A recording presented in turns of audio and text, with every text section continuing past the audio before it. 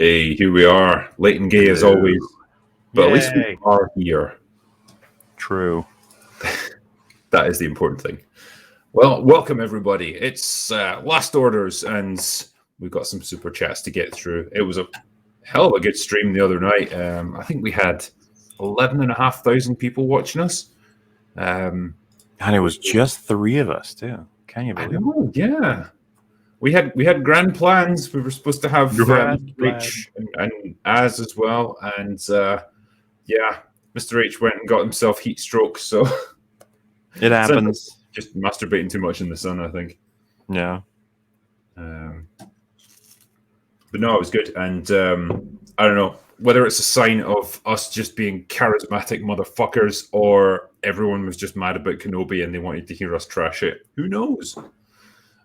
Either way, it was pretty damn good, and yeah, it was good to have Disparu on. I never know how to say his name. Is it Disparu? Yeah, that's actually a good question. I hadn't even thought about it. It might be one of those. I don't know. Yeah, because he never. I don't think he's ever actually said his own name, but yeah, he was a good guy. Good guy to have on. I think his channel seems to be growing quite rapidly, so I would expect to see more of him in the future, I should imagine. But yeah, so for everyone tonight, welcome. And we've got a bunch of super chats from the other night that we need to get through. So what do you reckon, Muller? Should we crack on? Let's do it. Let's do it. Come on. Do it now.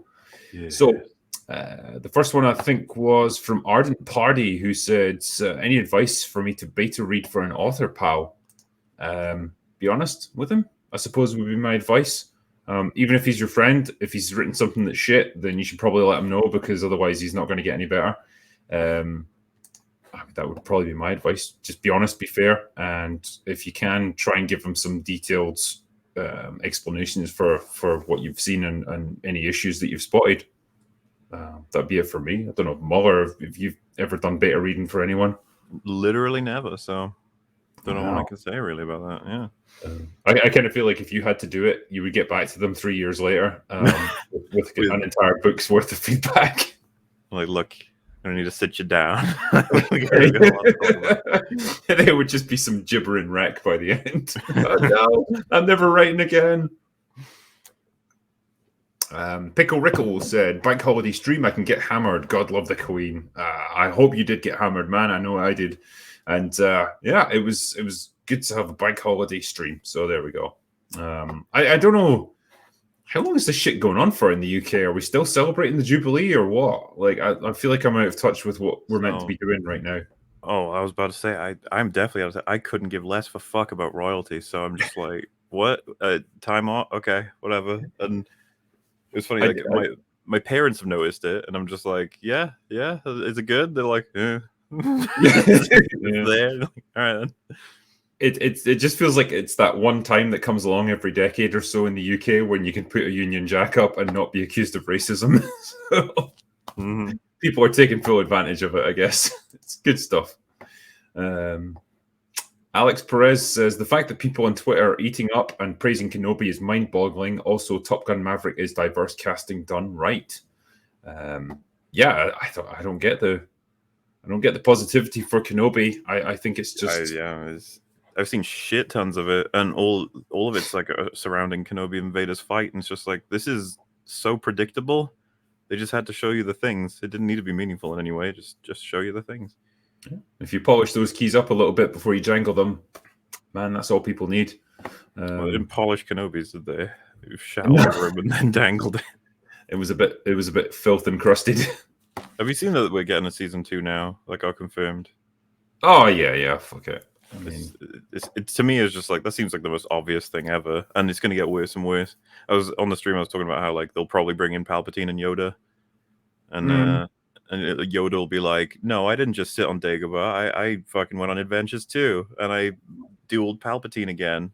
Of course I did all kinds of amazing things. And we're like, yep, of course you did. Yeah, we believe it. I mean, there'll be some kind of reference to Rey or like Palpatine's children or something that, like, oh, you know, they're gonna have kids one day as well. Hope nothing happens to them. And I tell you, man, if somehow Reva is still alive at the end of it, she's gonna get her own spin-off show. I wouldn't put it past them at this point to literally have Palpatine sense that he's on Dagobah, find him, fight him, and then Yoda like hits him in the head really hard and he gets amnesia and then leaves. And we're just like, there you go. It fits into canon. It's fine. Like, yeah, okay. Man, it's like poetry, it rhymes. Yeah. George Watkins says, "Evening drinker, will you be doing a book tour and meeting fans and signing books for Dark Harvest? It would be great to meet you. Cheers from George." Thank you very much, man. I will probably be at a few conventions out in the States over the summer, and if I am, and I've got a booth, then I'll have a bunch of books and stuff to sign, so that'll be effectively a book tour for me, I suppose. So yeah, look out, and if it happens, I'll let everyone know. A sour cream citizen says, "As a Texan, I am outside from sun up till sundown year round. I'm darker than my Hispanic wife, and I'm Scottish." Getting a tan on, I like it. Yeah. Little Jimmy says, yes, Mauler, Dark Souls 2's biggest fan. Just kidding. Cheers, guys. Yeah, it's it's all right. If you enjoy it, it's all right. I love you. Is Souls 2 the shit one? I don't know. I think by most people's standards, it's the shittiest one, but a lot of people think it's still great. I'm one of the people who thinks it's horrendously bad. I went nuts and made a whole 9-part video series on it, as you do. As one does, yeah. Perfectly normal. Scott Ski 02 says, "Do you think Depp would do Pirates 6 if the villain was a thinly veiled caricature of Amber Turd?" I think he would. Did you read that one? That sounds familiar. I think that's probably as far as we got, actually. Yeah, I mean, well, yeah, I might have skipped. I might have overlapped slightly. Maverick Christian that he would do it. Yes. Yeah, just to fight her. Isn't it weird how the Depp Heard thing got political? It's not as if the badness of men abusing women or women lying about abuse is a political topic, and both Depp and Heard are liberals. I guess people hijack things for their own ends, really. Yeah, we mentioned that when something gets to this height of social influence, you need to just grab it up and make it useful for whatever cause you're currently running.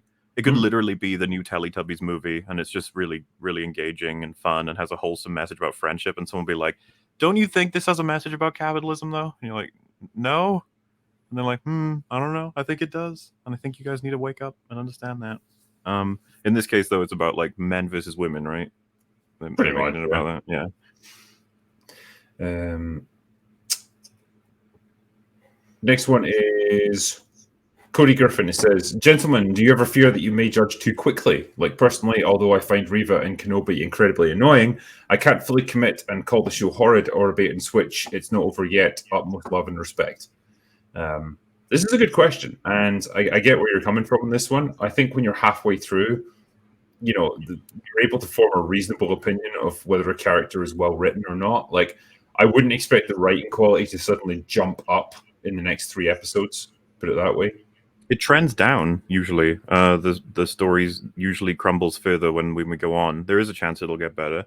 And to be fair, I don't think anybody here that I know of, I don't think you've said this, the show is guaranteed to be terrible now, going forward. There can no possible way a good scene is coming up. It's no, it can happen. We're just very pessimistic about it. And even episode 1, I think from what I'm gathering, EFAP, we said it was just under fine. We were like, ugh, it's okay.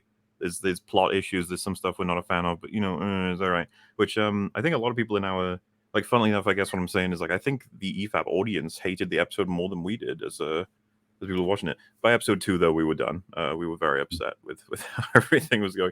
And then episode 3, this is where you could be jumping the gun. I can understand that. You could be like, maybe you're hating episode 3 a little too much, and maybe calm down, maybe more context. And it's no, I actually think that unless I see some better arguments in favor of episode 3, I think it's catastrophically bad.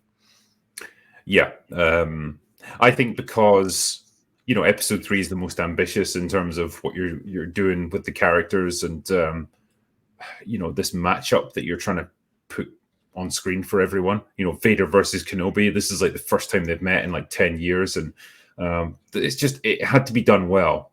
It's easy enough to do that first episode where not a huge amount is happening and it's relatively simple, and it's okay, fine, you've got Ewan McGregor there and he's just living his simple life on Tatooine. Not a huge amount you can fuck up with that. but the more ambitious you get and the more things you try and do, the more things you do wrong. And so that's where episode 3 gets you to, where it's like the most ambitious yet, the most writing on it, and as a result, they dropped the ball, and that's why it was just, we're being so harsh on it, because there's so much at stake with that. They could have done something incredible there, I guess, if it had been really thoughtfully written, but that's not what we got. Yep. Cannon Falderall gave me a thumbs up super sticker, so thanks, man. Todd Zillis says, can't wait to hear your thoughts on Kenobi. Hoping Mauler will do a full breakdown review before the year 2048. Don't count on it, but it could happen. We might be lucky. I don't think I'm going to want to do one of that, but I've heard Jay said this on Twitter. There's an intentionality there to make a video breaking down the season, so you might get a Jay video on it at least. You'll get EFAP minis on the whole thing. People seem pretty happy with our first one. Second one's coming out tomorrow, so I will hold off until it's finished, so I can do a proper review, because I'm not going to do episode by episode or anything. But I'm gonna probably make a video tomorrow that will include some of the stuff surrounding this show, talking about toxic fan bases and stuff, and just how I'm rather fed up with that label that gets applied to everything. That's not in the Why Modern Movies Suck series, is it? Or no, this is just be like a separate thing, because it's kind of specific to, well, things like Star Wars, probably Lord of the Rings, Star Trek. It's kind of a very recent phenomenon, but it's become part of the playbook. So it's less about movies and just franchises. Yeah, because it's the fans' fault, right? That everything sucks. They're the people who are. I think so. Yeah, like you can. What they're tended to do is, they'll take a few people that legitimately are just racist assholes or whatever. And they'll be like, okay, well, this kind of applies to the whole fan base, basically. Like, they're all toxic because they are objecting to this show or this movie that we've made. And so it becomes this great big shield that you can use to deflect any kind of criticism for what you've made. And you can just apply that to everyone. It's like, if anyone has any doubts or any questions about what you've made or a character that you've written or whatever, you can just like slap that toxic label on them, and that's it. Like, everything that they've said just no longer means anything. And I think that's just a really shitty, underhanded way of dealing with people. And it just, it's just part of this whole culture now of like antagonizing the very people that you want to watch your product. Your own customers, just calling them pieces of shit and trying to guilt them into liking it. Yeah. Interesting strategy. I'm going to try and address that, basically. And yeah, I think Kenobi's a good example. Stunner 900 says, all women Brokeback Mountain when? As soon as possible, please. I do remember this one from the other night, actually. Let me see.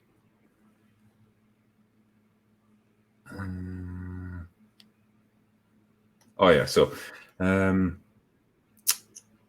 Scary Gary says, Drinker, I've been following you since the Game of Thrones finale. Thanks for the entertainment, being the voice of us all, and introducing me to channels like Mauler's EFAP. Cheers from St. Louis.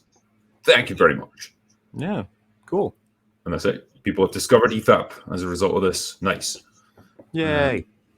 Pickle Rickle says, Johnny's in the tune, balling with the Sam Fender. He's taking pics and buying drinks. No jars of Coke, though. Easy to find, though. Thanks. The Astro Nerd Boy says, I mentioned on Twitter that if you watch Kenobi, there'd be a large drink in it for you. Cheers.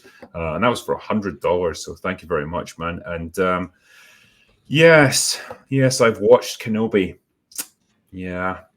I'm going to have to do it 3 more times as well. Yeah. It's 6 episodes, isn't it? And that's all we're getting.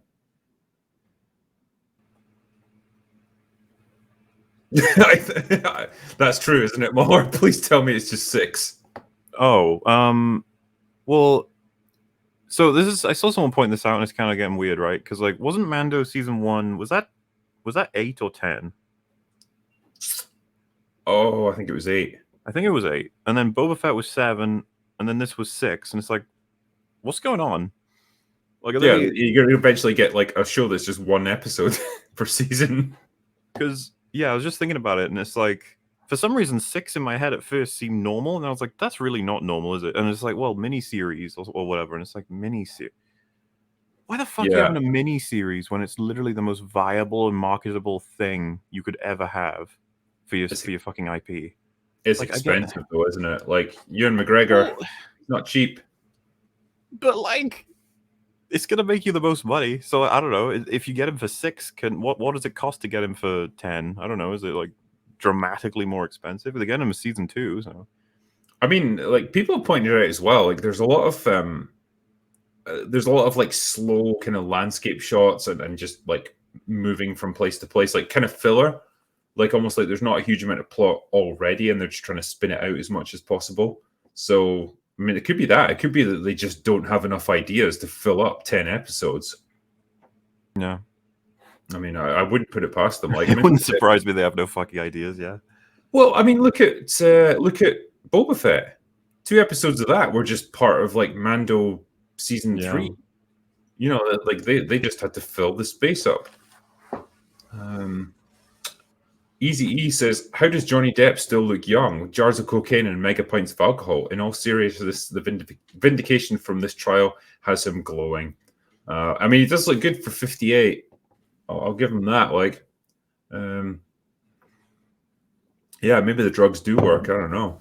If you do enough, does it just like counteract aging somehow? I mean, Johnny's lived a life, put it that way. Yeah. But yeah, he looks good. Obsidian Mugs says, hey Drinker, I had a Lagavulin on your recommendation. Great choice. Ardbeg is still my favorite though. Ardbeg is pretty good. Yeah. Lagavulin is just a fantastic whiskey though. Yeah, it's not cheap, but it's worth every penny.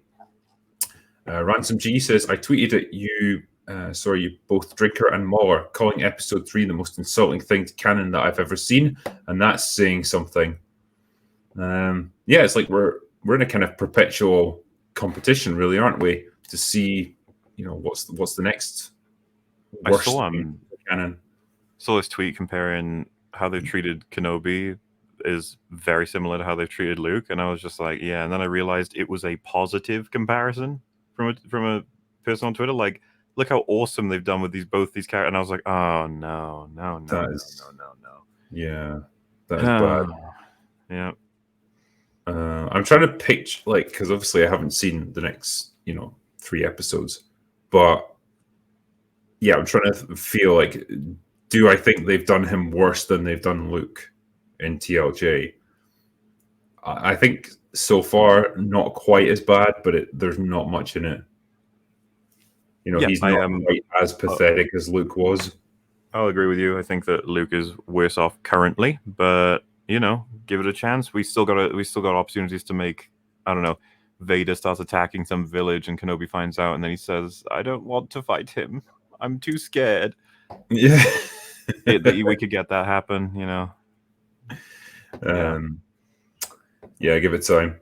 Ian So Forth says, I knew there had to be someone other than me that drank Schihalian. Yeah, it's like I basically went to the local supermarket and I picked up a whole bunch of different like beers almost at random, and that was one of them, and it was really fucking good, so I'll get more.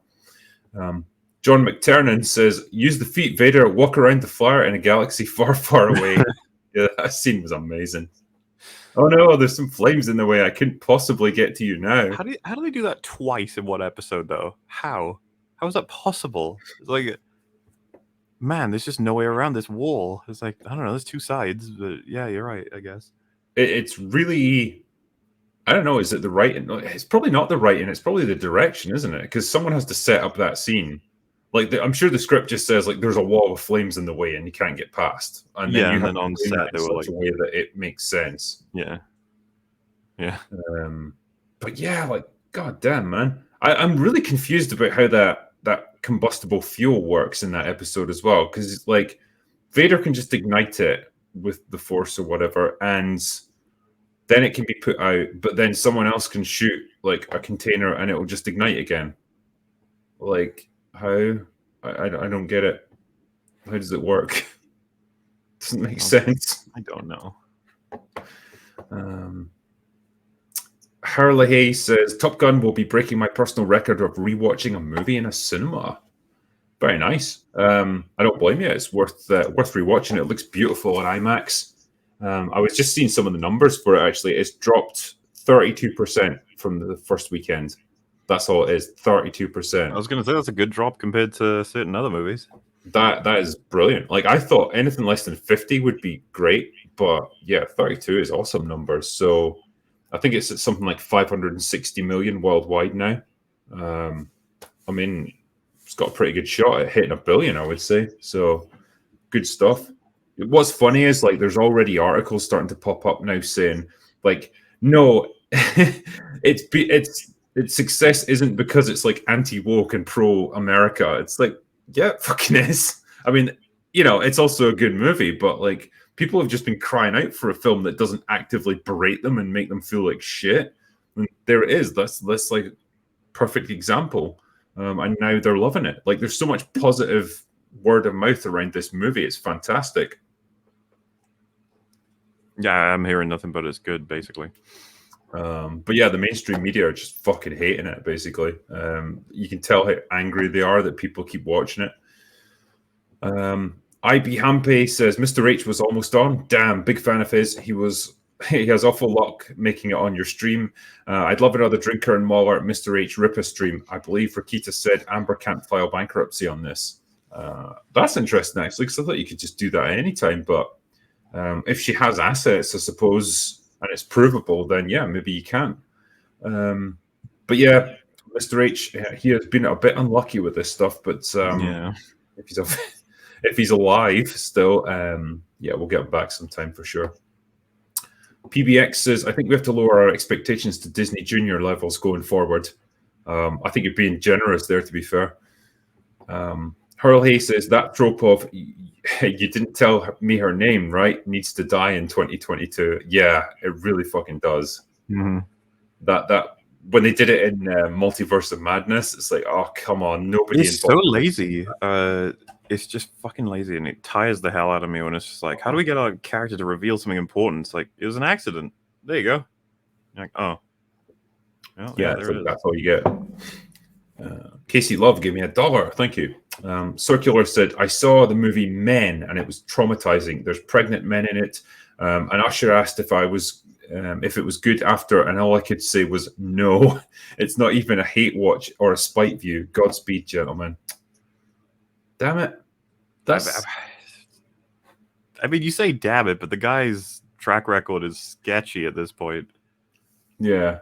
I just, I think the trailer suckered me in. I thought, oh, this looks kind of interesting. It looks kind of with what everyone has said. Are you going to watch it still, or? I mean, based on what I've heard, it doesn't seem like it's worth my time. I mean, I'm not going to pay to watch it if you catch my drift. I do catch your drift. Yes, I do. Yar. Ryan, 50 years ago, says, Drinker and Mauler, I listen to you both at work and it brings joy into my mundane routine. Oh, thank you. Ransom G says, they emasculate these characters for one reason, Drinker. They're straight white men. I don't care what feathers I ruffle saying that. And neither should you, because I think you're right. Cyber Ninja says, why does Disney think it's a good idea to degrade their established characters to push their below mediocre ones? Anyway, here's $4 for you from a fan from, I guess that means San Antonio when you convert it, Drinker. Thank you very much, man. And this is a pattern, I guess, with Disney, particularly Lucasfilm. You know, take these popular established characters, shit all over them, and then use them as a springboard to market the new product. Yeah. It's really disheartening to see. Yeah, and I wish they would be more money focused, for fuck's sake. Be more vampirish. Realize that you'll get more success if you give us the shit they're actually looking for. Yeah. Jeez. This is why I kind of assumed that, like, with Bob Chapek being in charge of Disney, you know, he's your money man. He's not into ideology or anything like that. He's just like, what's the thing that's going to make us the most cash? And I thought he would have twigged by now, like, yeah, it's the legacy characters, because the new ones, nobody's interested. But apparently not. Wolfspain says, fun fact, in the Star Wars canon, aka Legends, Jedi and Sith have passive force shields that prevent subtle use of the force. Star Wars Knights of the Old Republic trailers show this. So that kind of explains how they can't like just force choke each other during lightsaber duels. Oh yeah, I think someone mentioned that when we were doing the stream. Yeah, because it's just it was funny. A friend of mine even sent me a message saying like he took issue with several things in the episode, but he was just like he said like I always felt that they shouldn't be able to just pick each other up like at will or Yeah. disable each other with the force, right? Because that doesn't seem the I think he said like the best you could probably do is when one of them is unaware of the other. Maybe that could be satisfying, but when you both sort of just I just think for an audience it would just be unsatisfying. It's like, oh, okay, yeah, I guess that's happening now. Yeah, I don't know what else to say about that. It feels like it shouldn't be something that can just happen. Yeah. There should be some. I don't know. It wouldn't be hard to establish something that like this is a rule. Like they can't do this to each other because they're shielded against it. They've hardened their minds to it or something. Like it wouldn't be too difficult.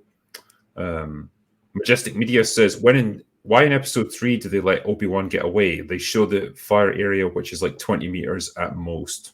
Yeah, good question. We don't know the answer. I guess so the rest of the plot can happen. I love that as a reason. Fiction Theorizers, give me $10. Thank you, my friend. Dark Elements says, Vader in A New Hope. The circle is now complete. When I left you, I was but the learner. Now I am the master. Vader in episode 3 of Kenobi. I'm about to end this man's whole fucking career. Easily the master, so it's just weird. Yeah, dialogue ain't lining up anymore. How strange is that? Who could have predicted that they would fuck with the continuity of the originals? The only way they can now make this work is if somehow Obi-Wan comes back triumphant and kicks Vader's ass, showing that he's still the dominant, Jedi. Which is going to be weird because it'll be like Multiverse of Madness, where it's like, why sudden power boost? Well, someone's going to give him a pep talk. That's probably it. Yeah. Bobby Wan Kenobi says, so I just thought the 3 episodes, I'm reconsidering my username. Also, how about those magical teleporting tunnels? Yeah, they were great. Yep. So good. Colin Stevens, the Force identifies as a complete failure. It does indeed. Not enough dwarves to kill a bear, says, did anyone mention they'd already killed off the Grand Inquisitor in Rebels? Definite fell into an exploding reactor dead. Yeah. But it doesn't matter. Just don't think about it. Sean Wickett says, wait till they want to replace Vader. Yeah. When he eventually becomes unmarketable. Yeah. Just replace him with someone else and just write him out of continuity. PBX says, strong black female is the real unsung hero, everyone. Christ almighty. I mean, well, that's what they're going for. Shotgun Fringe said, Disney Plus Star Wars is like watching the retarded neighbor kid play with and break your action figures because they don't understand how they work. Yeah, it's not far off. Dent Masterson says, Kenobi was considered the best duelist that the Jedi Order ever had, according to what is this? ROTS novel. Revenge of the Sith novel, probably. Yeah, Revenge of the Sith, yeah. Yeah, he is meant to be the best. Like, the best all-rounder, and then having defeated Anakin, it's like, what more can you really achieve there? Well, I can explain that. He just stopped. Yep. So, there you go. Gave up. Wolfsbane says, I'll repeat this again. Reva, you abandoned us. Obi-Wan, I'm sorry, I was busy killing Grievous, getting shot, and falling down a cliff on a hostile world. It's pretty good excuse, I would say.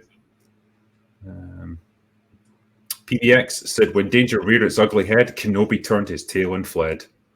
Yeah. And he's going to do it again, I'm pretty sure. Wait for it. It's funny because I'd almost forgotten that scene, and it wasn't until I was putting up like a like a little chunk of our live stream from the other night when you were describing it. It's like Vader shows up, Kenobi looks at his lightsaber, and then just goes and runs away. And I found a clip that just perfect, like it does literally just happen exactly like that. You even get that wide shot of him just sprinting off to the side. Yeah, it's so sad. I'm not kidding, man. Like, if we were constructing these scenes and you showed me that, it's like, what do you think? Because Kenobi's not going to want to fight him straight, and I'll just be like, oh, you don't want to show people this. This is not what people want to see. They don't want to see Kenobi just running away. Like that's not. We have to find another way. Like it has to be that Kenobi has a choice to battle Vader or to help someone who's in trouble, something like that. It can't be that he just runs away because he's scared of Vader. We can't do that. But they did it. They did it. They just ran away. It was such a sad, depressing fight. Yep. Disneyfied Songwest says, "Hey mates, Drinker and Mauler, opinions on how they could possibly salvage the Kenobi show at this point, if it's possible. Also, Mauler is my spirit animal." Hey, yeah, that's good. How could they fix this? How could they at least get it back on track? The show? Oh, we definitely talked about this, didn't we? Because I think I said like I do really want to reset because I think we're fucked after episode 3's happened. It's really hard to claw it back. But I mean, if say they'd only filmed and written 3 episodes, and it's like you've got 3 more to play with, like what do you want to do to fix it? What could we do? We need to come up with a really good and meaningful reason why he's locked off from the Force and why he's a shit fighter right now, and then we need to get him out of that funk. Basically, I want to fix his relationship with Leia immediately. I need her to screw up a couple more times, and his wisdom actually like helps her out, and then she starts to respect him properly. We need to fix up the Inquisitors significantly. I'm not even sure what we're doing, what to do with Reva exactly. Probably make it so that she does hate Kenobi because she perceives the Jedi Order destroyed everything because of the lies from the Emperor and Vader, and Obi-Wan actually gets to explain it to her, and she realizes her whole life is a lie, something like that. Yeah, see, that makes sense, but I think what's going to happen is going to be the opposite. I think she's going to explain something to Obi-Wan, and he's going to be like, "Oh my god, I did fuck up. I'm so sorry." Yeah, you'll say, "I'm sorry, I didn't save you," or something like that. Yeah, it'll be really annoying. Yeah, there we go. That's how the writing works these days. The thing I keep wondering about is like, because I'm trying to think if Leia and Obi-Wan they didn't really have any interactions in A New Hope, but like the fact that she learned from Luke who he was, I'm just like, how did she never mention that she knew him and went on this crazy adventure with him? Well, because I mean, it didn't happen yet, so that's why she didn't mention. I mean, I'm just like, is she going to get mind wiped at the end of this or something? Maybe. Honestly, I wouldn't put it past them at this point. They fuck around with everything. You can just press the reset button on anyone. It's great. Riker said Obi-Wan could have used a Jedi mind trick on those stormtroopers, but it was much cooler to do a gunfight instead. How uncivilized. Yeah, for a guy who fucking hates blasters, the fact that he uses them like exclusively in the first 2 episodes. I legit thought his lightsaber might be broken or something. I was like, why the hell isn't he pulling it out everywhere right now? Everyone knows he's a Jedi. Like the guys who literally grab him and like, "Oh, we had a Jedi with blah blah blah," and I was like, "Oh, they know. Use the Force. Use your lightsaber." And then they take his lightsaber off him. I was like, "Oh my god, it's horrible. Stop." Did we talk about as well like how him igniting his lightsaber for the first time in like 10 years should have been this awesome, really significant moment? Like he really had to consider if he was going to do it, and when he finally does it, it's like, oh holy shit, he's crossed some line here. But then it just kind of happens in the show, like there's no real significance to it. It's just like, oh, it's on now. It's the kind of thing, the kind of payoff you expect to have is that he doesn't want to bring it out for many different reasons, including keeping himself safe and secret and stuff, but also just because of what it reminds him of. Maybe there's a lot of pressure behind this lightsaber, but Vader's slashing people down to draw out Kenobi, and then he goes to slash another person, but a lightsaber is there to stop him, and the camera pans enough to show us he's holding it and he's ignited it. Something meaningful outside of just, it's on now. Yeah. Oh, okay, it's on now. This is weird because the stuff I'm describing isn't even about like cause and effect necessarily, which is what I usually talk about. It's more so just fans want to see shit like that. They want to see epic shit. They want to see meaningful shit. They don't want to see just casual shit. It's emotional payoffs. It's like, you can take a moment in, say, Fellowship of the Ring. That moment where Sam has reached the furthest point he's ever been from his home. And literally all he does is take an extra step. But it's given significance because you know how much it means to him as a character. Yeah. And it's cool. It's just a cool little moment. Like, they didn't have to put that in, but they did because it just tells you a little bit about him. And, something like this is a million times more significant than that.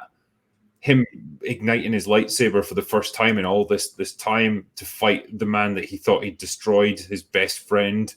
All that means a lot, but then it's so just cast aside because it's just another part of this fairly meaningless battle that they have.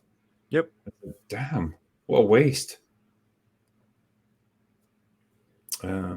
Alex Perez says, the internet, how does it feel to have lived long enough to see all your favorite franchises go down in flames? Me, it feels great. Yep.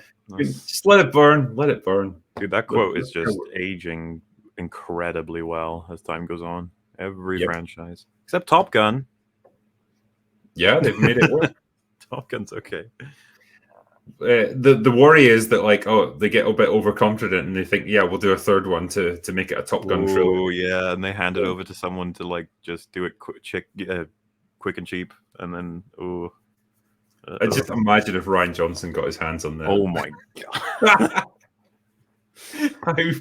How shit could we possibly make it? Ryan will find a way. Salt Merchant says, R.I.P. Obi-Wan. After this, I'll be sticking to sharing my EU novels with my wife. We're getting a lot more out of the novels, like the Bane and Plagueis and Thrawn books. I miss good, fun sci-fi. I think we all do, really. Yeah, man. Yep. Yeah, I mean, I've not really read the EU novels, but apparently the Thrawn trilogy is meant to be brilliant. It's the one that I have the most interest in checking out at some point. Timothy Zahn wrote it, right? That's the guy. I think it was, yeah. What was I going to say as well? Yeah, there we go. Mola trying to pretend Top Gun is a franchise. I have news for you about what franchise means. Yeah, there we go. Like if Rian Johnson had been doing it, Maverick dies of AIDS. There you go. Didn't see that one coming, did you? Cyberdelic Alchemy, give me a game over. Thanks, man. Yeah, game over, man.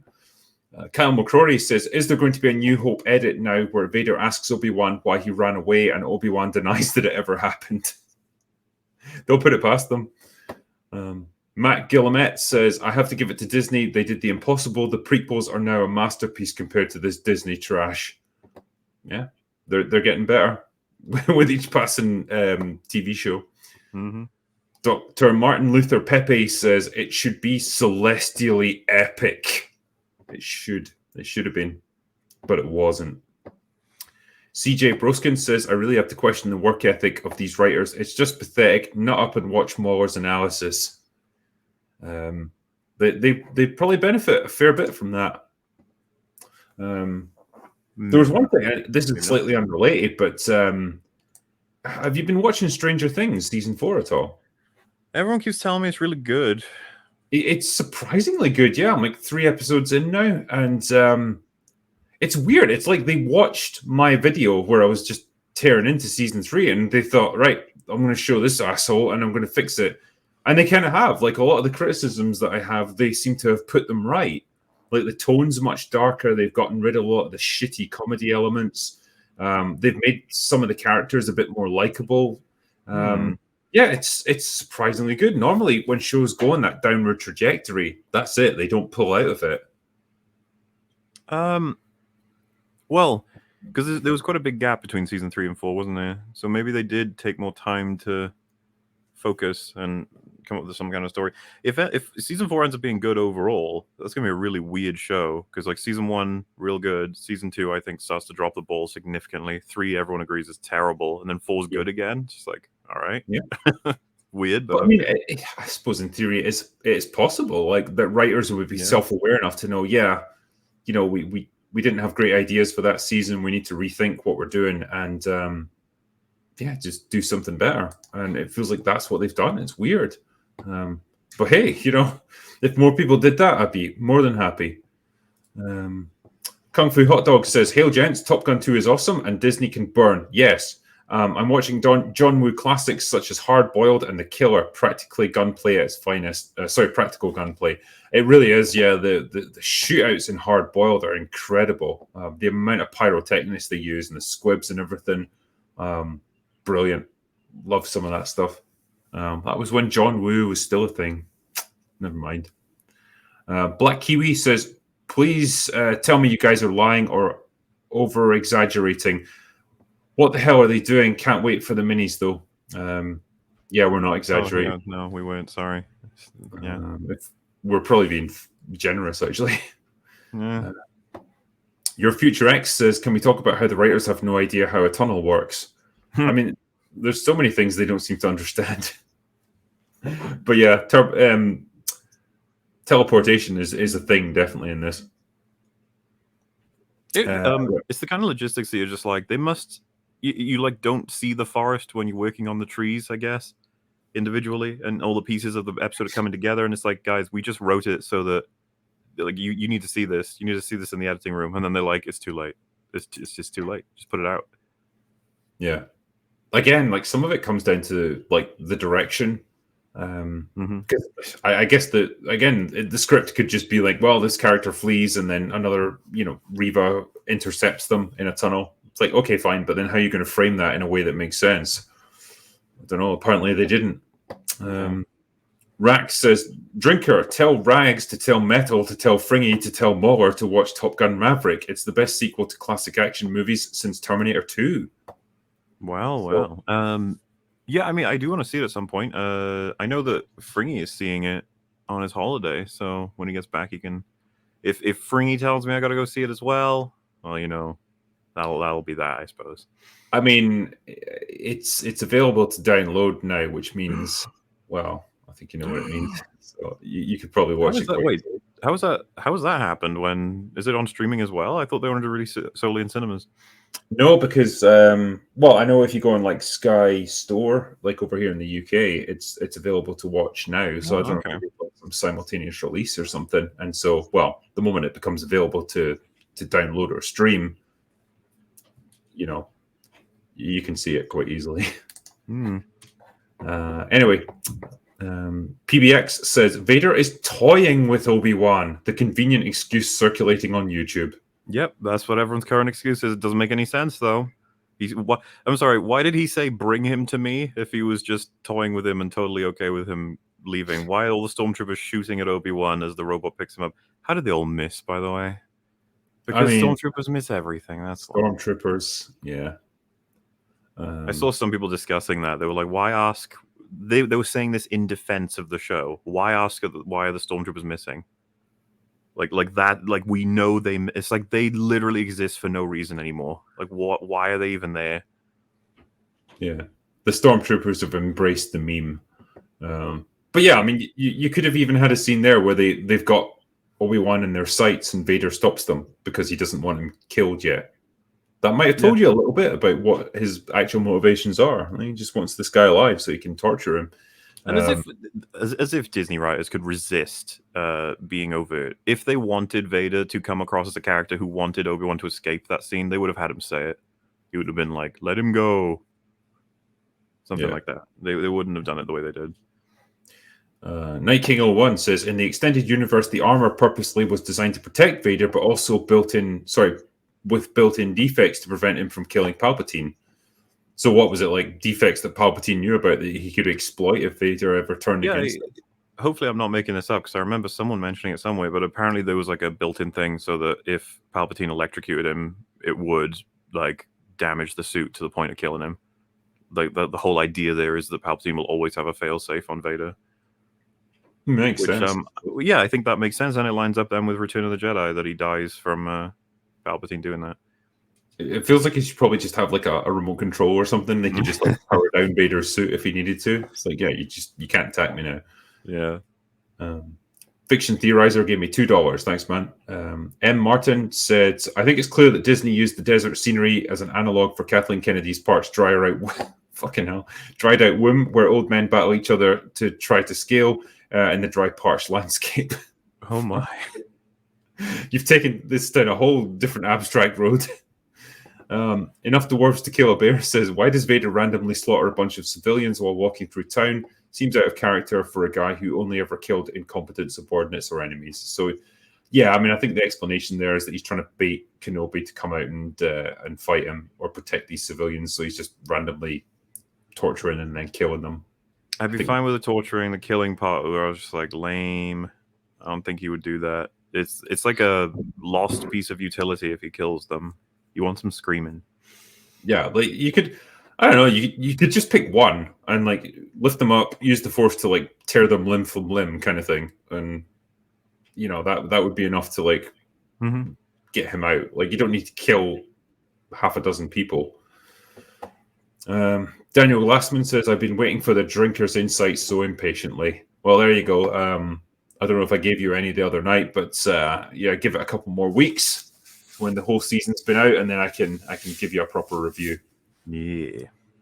Gopher73 says, "I always thought the A New Hope duel was happening on a mental force-related level too."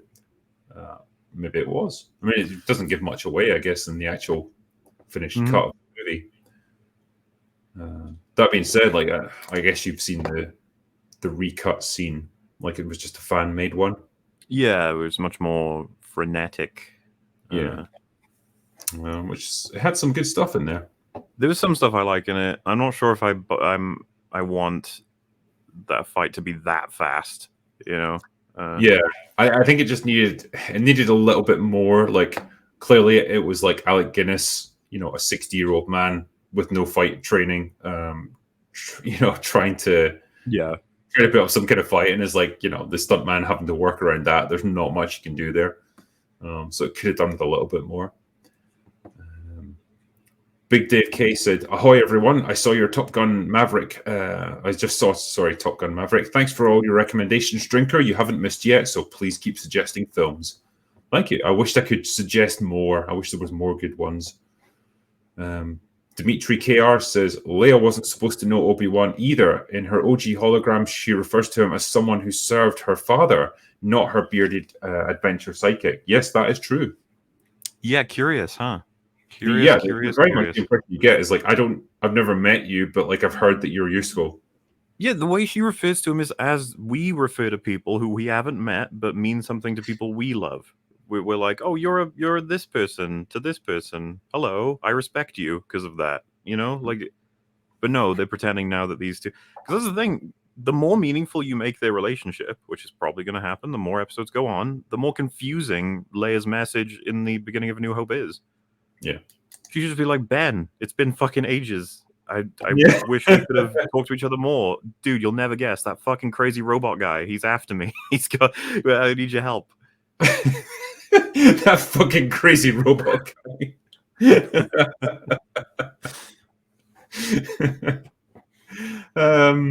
Kyle Burrows says, "I love episode 3 so much, and to see both of these characters murdered like they'd murdered Luke. As much as people hate the prequels, I love both of them, and the episode was really upsetting." I mean, I can see why you would hate it in that case. I was just thinking, when she says Anakin Skywalker is still alive to Kenobi, and Leia is in earshot of that.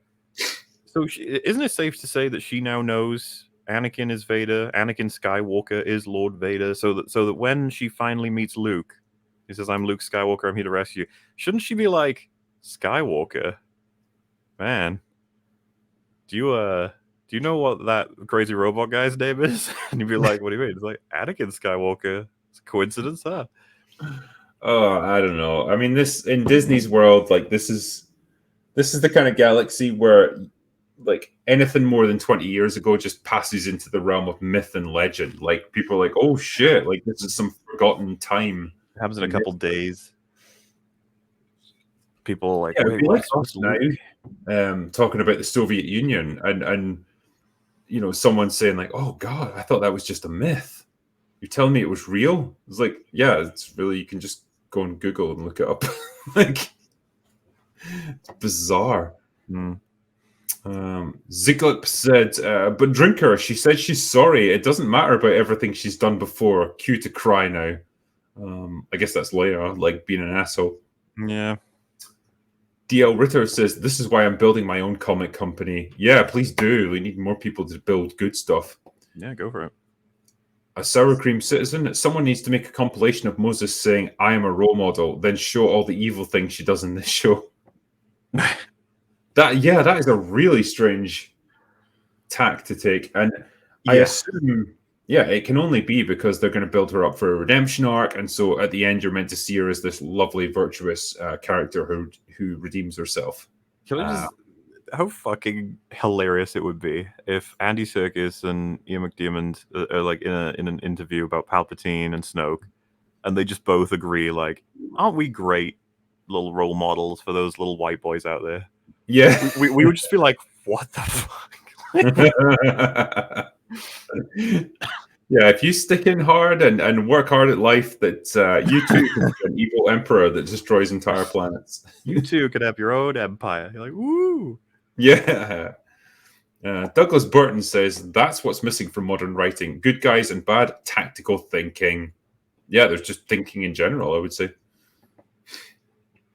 PBX says, don't worry, folks. Obi-Wan will find his strength in these strong female characters. Girl power. The writers of Star Wars, probably. I think that's pretty much the extent of their thinking, I suspect. Just got to work in the message. And if he's going to do anything good, it's going to be because of either Reva or Leia or that other random lady who saved his life when he was on fire. I don't know what the character's name is yet. No one will yet. We need more than 5 seconds with her, I think.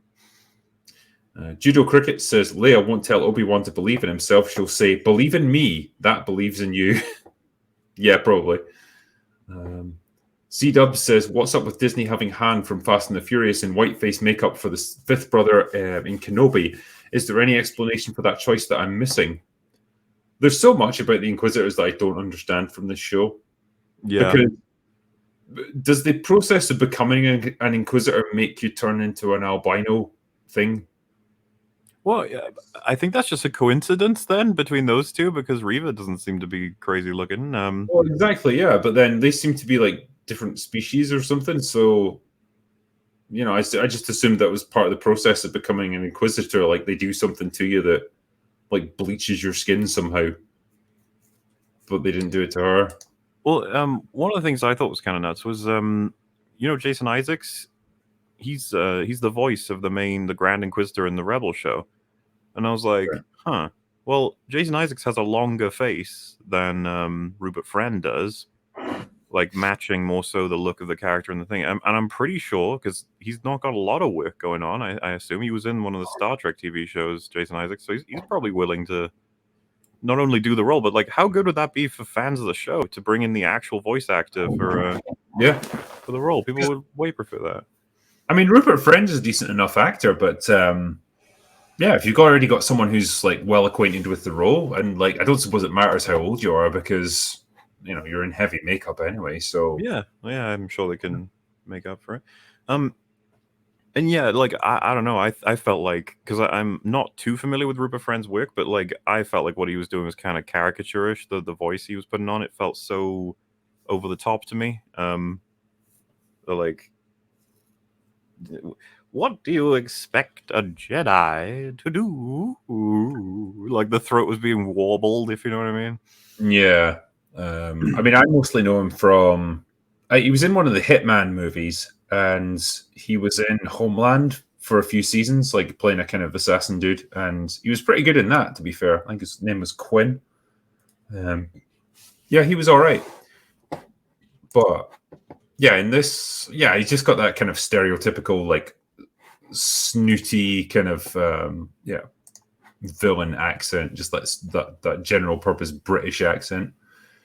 Yeah, because Jason Isaacs has one when he does his. I think he uses the same voice he had in Patriot for that Inquisitor. I think he's like British, so which is pretty pompousy. But I don't know. I just think Rupert Friend pushed it into cartoonish. Like Az said, it worked for him, but wasn't working for me. Dragon Supreme said, should have made this show a movie so that we can be done with it quicker. Probably wouldn't have hurt, actually. I wonder if it would have made more money as a movie. I wonder. They seem to be sworn off movies, don't they? I mean, I get the impression like they do these TV shows because they're more cost effective. It's like, you've fucked up with the movies. Each one's like made less than the one before it.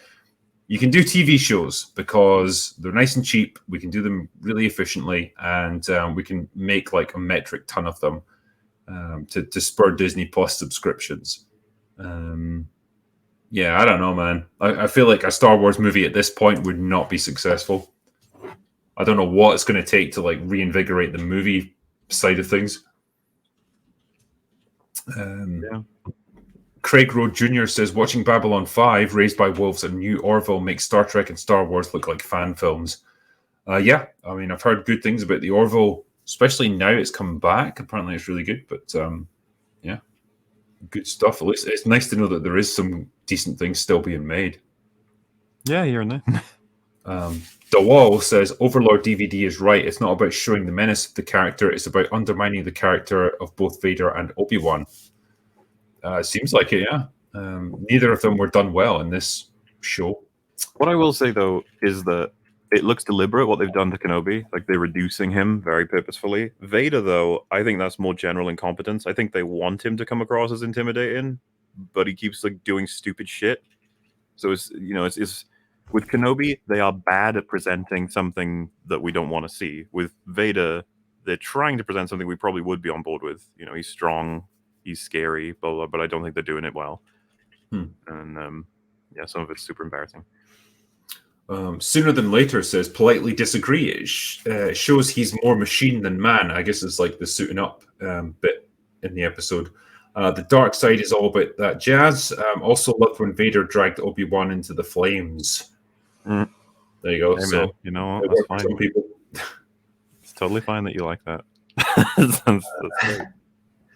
Patricia Molina says, I was remembering back in the day, Luke was kind of a wuss. I was a solo girl first. Luke grew on me later.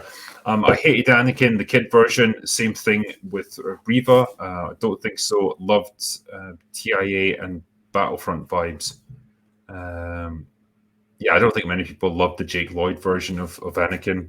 And Reva, yeah, doesn't seem to be a popular character so far.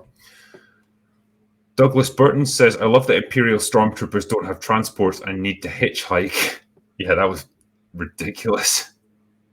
That whole sequence was just like, how can we put this character into a dangerous situation in the easiest way possible? Yeah, a bunch of Stormtroopers show up. Fine, okay. Dr. Martin Luther Pepe says, gatekeep. Keep these subversive rats out of our series and hobbies before they kill them. Gatekeeping is not bad. It's what keeps our hobbies alive. I very much agree. Colin Ewan says, this is why you don't engage with Disney Soy Wars. Episodes 1 through 6 and the pre-Disney EU is the only acceptable Star Wars. These third-rate bait-and-switch shows are divisive and false. I mean, I think probably for you and I, the only reason we're watching them is because they're taking characters that we do have an emotional investment in, and we're just curious to see how bad it's going to be. Yeah, I think at this point there's not much enthusiasm for they're going to do something good here. I can sense it. Hypno Hype says, greetings, Drinker and Company. Thanks for the content. Would you ever do a video on the Band of Brothers show? Yeah, I'd happily do it. Just haven't got around to it. But yeah, it's fantastic. Can't fault it, really. I think it's great. Almost continuation of something like Saving Private Ryan. And yeah, particularly for the time that it was made, like all the battle scenes look epic, brilliant effects. Yeah, it looks great. Sam Williams says, hey guys, how is Obi-Wan weak with the Force and lightsaber fighting, but seems super capable with hand-to-hand fighting and with a gun? It makes no sense. That is true. That is actually a fair point. Yeah, it's weird that he's maintained those aspects, I guess. I don't know. Yeah, none of it makes sense. It's just whatever the writers thought of in that moment. Sooner Than Later says, Drinker, you got some sun. Yeah, you lovely Scottish lobster. Get some aloe on me and mine. P.S. Opinion on the Quinlan Voss references. What's that? Quinlan Voss? I'm not sure. Don't know what that is. But yeah, I have gotten some sun recently. It is occasionally sunny in Scotland in the summertime, so that's been working out all right. Oliver Brigden says, it's a Disney fanatical Star Wars universe, Kappa. Yep. Oh, that's a reference I haven't heard in a long time. Yeah. I love that debate. I still remember Will losing fucking mind trying to understand what the guy was saying. It's Disney fanatical Star Wars. Dude, the best quote for the whole thing is he says, "Explain to me why Lucas had such a change of character, and don't say that he's old." And the guy literally says, "Okay, he's old." He paused for a good 5 seconds, like trying to think of some great argument. And it's like, well, he's old. What happens when you're old? Okay. Yeah. Oh man, I wonder what that dude's up to these days. Motalicious says, "Hail fuckweers. Power Rangers had better production." Yeah, I mean they had less money, but they probably looked better. Mr. Tickle Trunk says, "The Orville season 3 started last night. You guys should cover a good show now that we have one. Star Wars is a corpse. The Orville is real science fiction. It needs word of mouth." I mean, how has it not got word of mouth at this point? It's been out for years.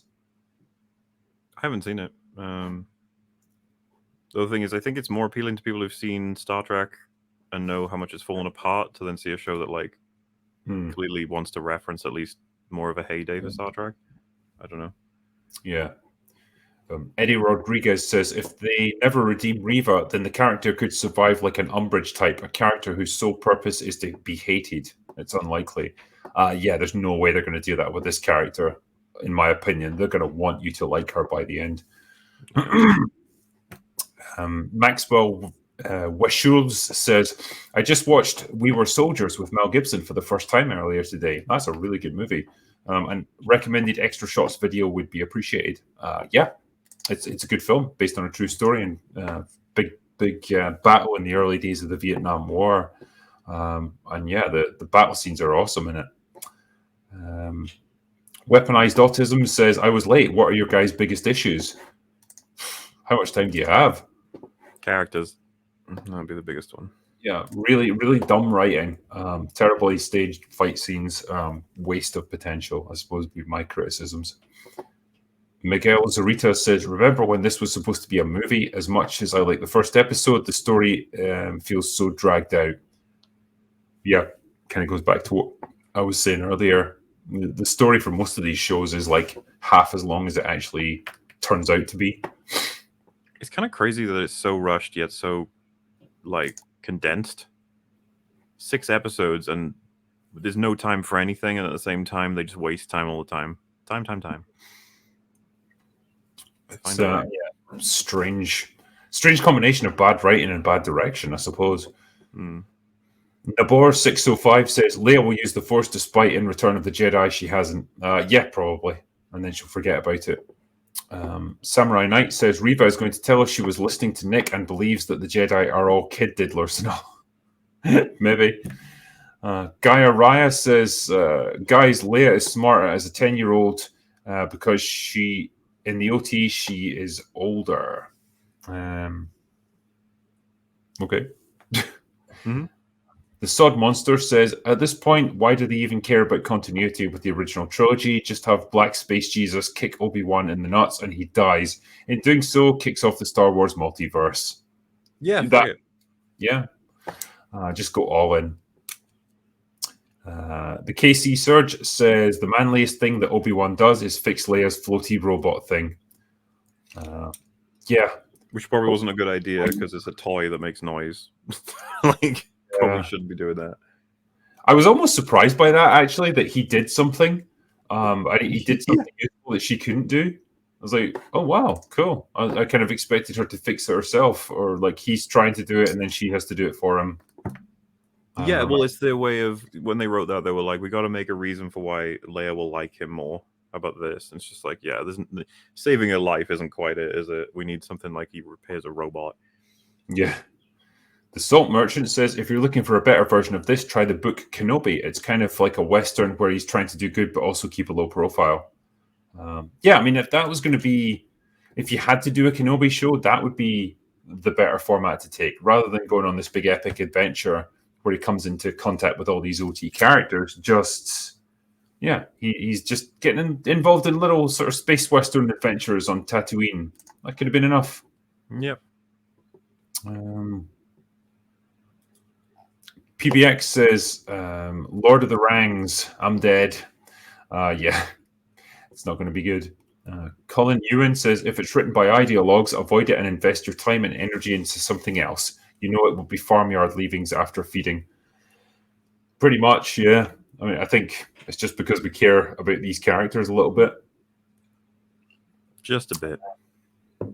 Ryan says, so apparently Az is now the Dwarven King. The other dwarf is from the first Dark Souls, and the peasants from Monty Python's Holy Grail are now in Middle-earth. It just keeps getting better, doesn't it? It's the gift that keeps on giving. Ever6 says, thank you for your awesome vids, Drinker. Thank you very much, man. Poopa Chalupa says, in Amazon's Lord of the Rings, anyone that identifies as a woman can kill the Witch King. True. Radislaw G says, they just can't back down. If they do, it will be the equivalent of admitting that they're wrong. They're going to all in on this one, and it's going to be an epic level of failure to witness. I assume that's Rings of Power. Yeah. Andreas Rembrandt says, if anyone says they can't see themselves in the Jackson trilogy, I actually start to question whether they know what they are in the first place. Yeah. I mean, it's gonna shock everyone, but you can identify with people that don't look like you. It's crazy, I know, but there it is. Ziglet says, if you like what a franchise could be rather than what it is, you're not a fan of that franchise. Very true. Uneven Streets says, I'm praying to God that the Ta-Nehisi Coates written Superman movie doesn't happen. I don't want a Superman trilogy by the guy that said 9/11 first responders are menaces to nature. Yes, he said that. Yeah, he seems like kind of an asshole from what I've heard about him. Yeah, I don't know if that Superman movie's ever going to happen, to be honest. Like, I hope it goes in the same memory hole that Rian Johnson's trilogy and Patty Jenkins's movie for Star Wars goes, wherever that is. Yeah. Are DC not getting kind of pissed off with JJ? Because I know he's like meant to be overseeing like Superman movies and stuff like that, and like he's basically produced fuck all so far. And they're like, why are we paying you tens of millions of dollars just to sit there and do nothing? It's a great question. Real Arcalian said, when it comes to Hollywood course correcting itself, the tide will never turn. The tide turns when we leave Hollywood behind and start anew. I mean, I don't know, man. I mean, I think Hollywood follows the money, don't they? And if they lose enough of it, they're probably going to change their course, I would hope. Stug says, I'm a good bit behind, but Tolkien fans have known that Rings of Power would be bad for years now. We saw what happened to Star Wars. They understand Tolkien even less than George Lucas. I think we've said that before, yeah. It's like, it's almost like the fan base for Lord of the Rings has been like forewarned about this, and they've had time to build their defenses. Yeah, like, I guess, because we talked about this on, I think it might have been maybe a real BBC or Open Bar or FNT. You never know these days. The streams everywhere. It's one of those ones where it hasn't been tarnished yet, Lord of the Rings, and so we're just like, actually no, we're not, because the other ones you've got so many bad things that another bad thing on top's just like, well, there it goes. But Lord of the Rings, like, they haven't even gotten in the door yet. Yeah, it's like, you're not going to get a foothold. God damn you! Yeah, get the fuck out. Right after Halo as well. Like, damn. Nathan Cassidy says the ship of Game of Thrones hasn't sailed. It sunk to the bottom of the ocean after hitting a sea mine, and the crew was eaten by sharks. Yep. Yeah, this goes back to what I was saying. Like, I just don't think anyone gives a fuck about the new Game of Thrones TV show. It's just, they've moved on. Ofer Ravid says 300 versus Predator. And Drinker, when are you going to do a video about the unbearable weight of massive talent? I need to watch that, actually, because it does. Oh, you've still not seen it? Nah. You'd like it. I did have. Yeah, I was tempted the other night, but I ended up watching other stuff instead. But yeah, I'll get it watched. Don't worry. Stephen Newlands says, Drinker, cheers for all your work, sir. I don't always know why I don't like a film or program, but I know it's off, and you then explain why it's shite. I appreciate your work, sir, and this open bar with Mauler, etc. Keep it up, lads. Thanks, man. I think we were just discussing that really the other night, weren't we? It's like, we can, when we do our videos on things, when we review stuff, we can sometimes like articulate what the problems are with something. Like people kind of knew it already, but sometimes they just didn't quite know how to pin it down to a specific problem. And if we're able to do that, it helps a little bit.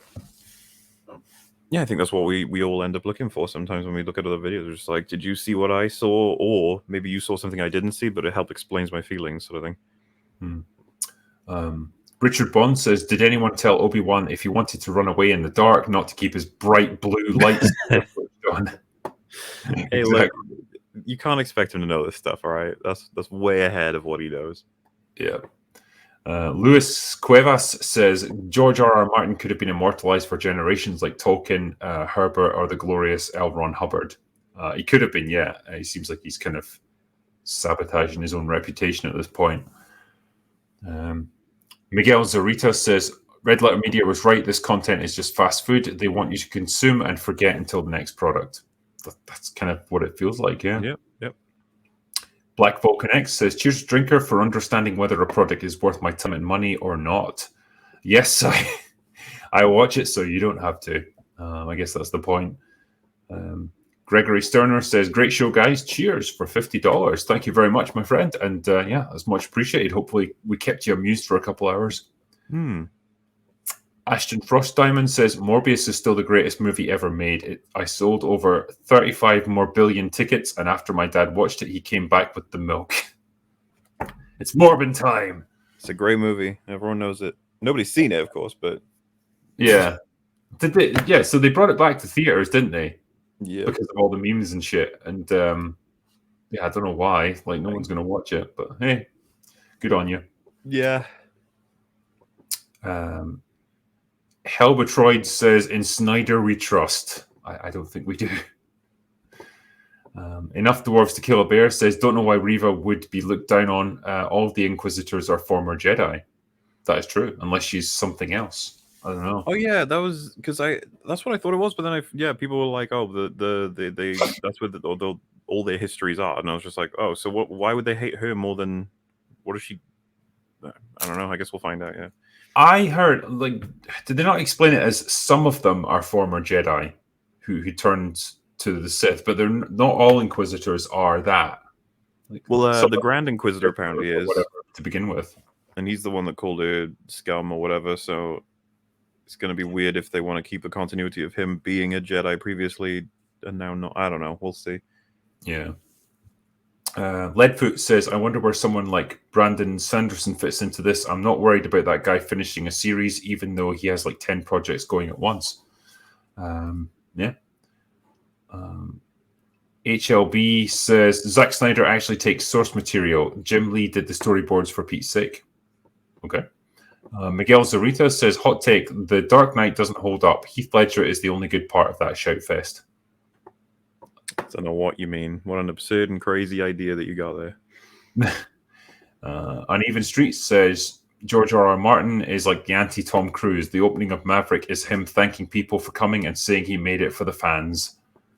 Yeah, I mean, Gary mentioned this. Like, we didn't get this here in the UK, but apparently in America, you get a little PR video from Tom Cruise before the movie thanking you for coming back to the cinema, which is nice. Yeah. Just little things like that, you know? Warwick Dwarvener says they're adapting the Warlord Chronicles. Opinions? I don't have any, I'm afraid, because I don't know anything about them. Adam Riley says the day they touch my Knights of the Old Republic Star Wars timeline is the day I commit neck rope. Leave Revan alone. They'll get you. They'll get him. Yeah. JT Richards says, I've heard a rumor that Todd Phillips of Joker fame might be made head of the DCEU. Any thoughts? If so, fucking great. There needs to be someone that directs it. Yeah, I don't know if he would be suited to that job, but let's hope he is. I don't know if that's what's happening. Whatever, man. I just want some good movies. Yeah. Magnesian Shan says, I went to the African Mad Max party as an extra. That is so funny. Okay. Slack Attack says, with your YouTube channel, how much time do you dedicate each week to writing your books? Right now, absolutely none, because I'm not writing any currently. So it's great. I can just devote my time to my YouTube channel right now. Yeah, I guess when the next one comes along, it'll have to be about 50-50. Otherwise, my books will take like George R.R. Martin lengths of time to get finished. And I don't think anyone wants that. Ghost in the Craig says, Scientology for the win. Cruise is a low-key cinema lord. I mean, it doesn't interfere too much with his movies, so I'm all right with it. Marla's non-threatening unit says, Drinker, watch the anime Gate, modern military versus fantasy world. Good fun. Fair enough. Random Aussie says, gents, have you seen The Big Les Show? It's the best animated comedy to come out of Australia, and it's made entirely in MS Paint. What the fuck? I've heard of it. And sounds good. People recommended it, yeah. GameSense says, hey, Drinker, Resident Evil 4 Remake trailer is out. Yes, I know, and I've seen it. And looks perfectly fine. I mean, you gonna stream that when it comes out? I might, yeah. It's funny because I got Elden Ring and I also got like the Resident Evil Origins, stuff. So it was like Resident Evil 0 and the remake of 1. And I played through the remake of 1 again, like for the first time in about 10 years. And God, it was so good. Like I was blown away by how nice the backgrounds looked, just how well put together the game world was and how well paced it was. So yeah, hopefully they can do something similar with 4. Mr. Jumbo says, hey, so I don't know if everyone and Disney had forgotten, but what was the point of the subplot of Solo to reveal Maul? The whole reason the brain dead fans wanted to see this show originally, and Disney drove the hype on. Now instead it's once again, here it is, the woman you've never heard of who's actually the most important person ever, and let's shit on the old male heroes. This is why I don't watch. That is a good question, actually. What the fuck was the point in Maul? They'll figure out some way to bring him back at some point. I don't know what the plan is there. Yeah. Well, it's another legacy character they can milk, I suppose. Yeah. Maverick Zero says, how could the Organos be involved with the Imperial Senate before its dissolution in A New Hope when the Empire knows Obi-Wan is helping Bail Organa rescue Leia? Because they didn't care. Pretty good answer. Dickie McGeezex says, on Twitter today, a small group of people want a new Back to the Future where Doc Brown is actually Brown and want Marty to be a Mary Sue. Fuck off. Just stay away. This is like Lord of the Rings. Keep Back to the Future will become 4. They will come for that eventually as well, yeah. Sonny says, Disparu, do you have any hope for Wheel of Time Season 2? I'm going to take a wild guess and say he probably doesn't because he really didn't seem to like the first one. Jacob Glazer says, you lads must watch Love, Death and Robots on Netflix. I must indeed, because it's what I hear. The Horrific Podcast, just back from watching Men. It's a strange, disturbing movie. There you go. Yeah. Bumtown, have you guys checked out Terminal List on Amazon? No, I haven't. I've not heard of that, actually. Paul Tallman, love the show, guys. Since you're a writer, Drinker, check out my Portal Fantasy Rogue Destiny on Amazon. It's Discworld meets Time Bandits, a genre-busting fantasy with a space opera vibe. There you go. Fiction Theorizer says the ACLU did promote Amber Heard slander, so yeah, some people are going to be political, especially when a legal firm plays games with the law like this. That's it. It's the wonderful world we live in. Oh yeah, I didn't want to imply there's nothing political about it. Of course, it's just that there's people taking it in directions where we're all like, wait, what? Did you see the article that was like, what this case says about black women or something? It was like, what? Yeah, there's serious projection a lot of the time. Yeah, it was weird. Like there's articles that are like, why we should all believe Amber Heard. It's like, oh, that didn't age well. Joe Themig says, cheers lads, my respect for Tom Cruise, Scientology aside, if off the charts after Maverick. He genuinely cares about his craft, but above that he clearly cares about the legacy of his characters. Yeah, it'd be nice to get more people like that, wouldn't it? Yeah, a little bit. Bruce Wayne, I hope you get the chance to check Chokyo Vice. It's a nice series without the message. I believe you'll like it. Nice, thank you. Mike Truck says, I hated Amber Heard before it was cool. Well done, man. You were ahead of the game. Abu Heltron says, Stranger Things Season 4 review. This is the best it's been. Yeah, I was just talking about it earlier there. So, yeah, when I get to the end of the season, I'll do a review probably. Hopefully, I can say like, wow, they've really turned it around. Well done to the Duffer Brothers. Anna Marie Evans says, can't wait to not watch Kenobi.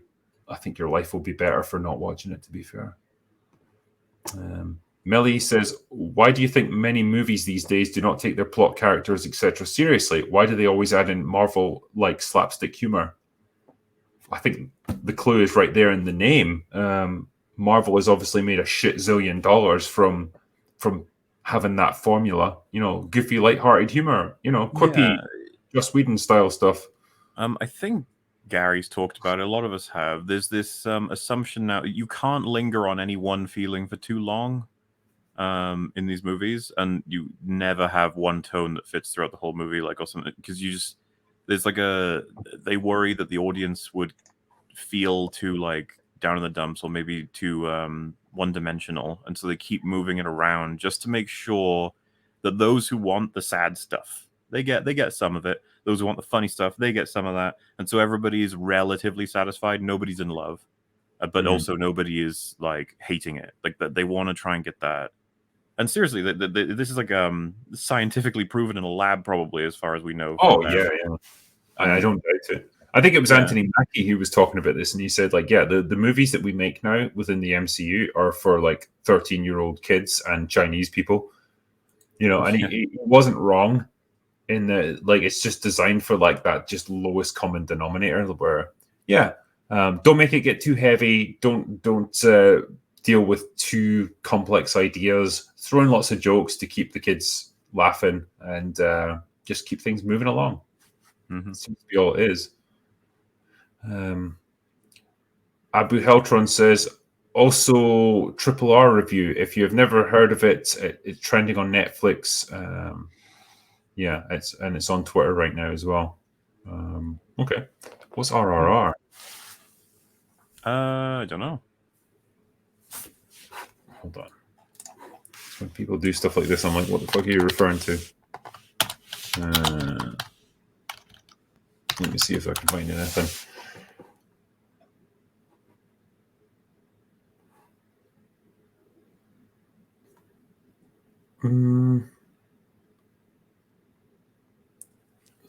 All right, so there's a movie called RRR. It's an action drama.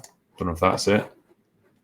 Chat might be able to help. Yeah, it's an Indian action movie. Yeah, apparently. Don't know much about it, I'm afraid, but I hope it's got some Bollywood realism in it. I fucking love that.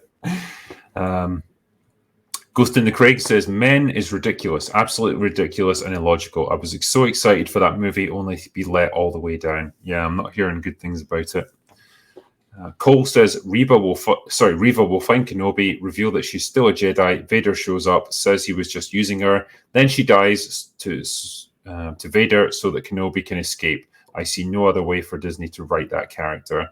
That makes a lot of sense, to be fair.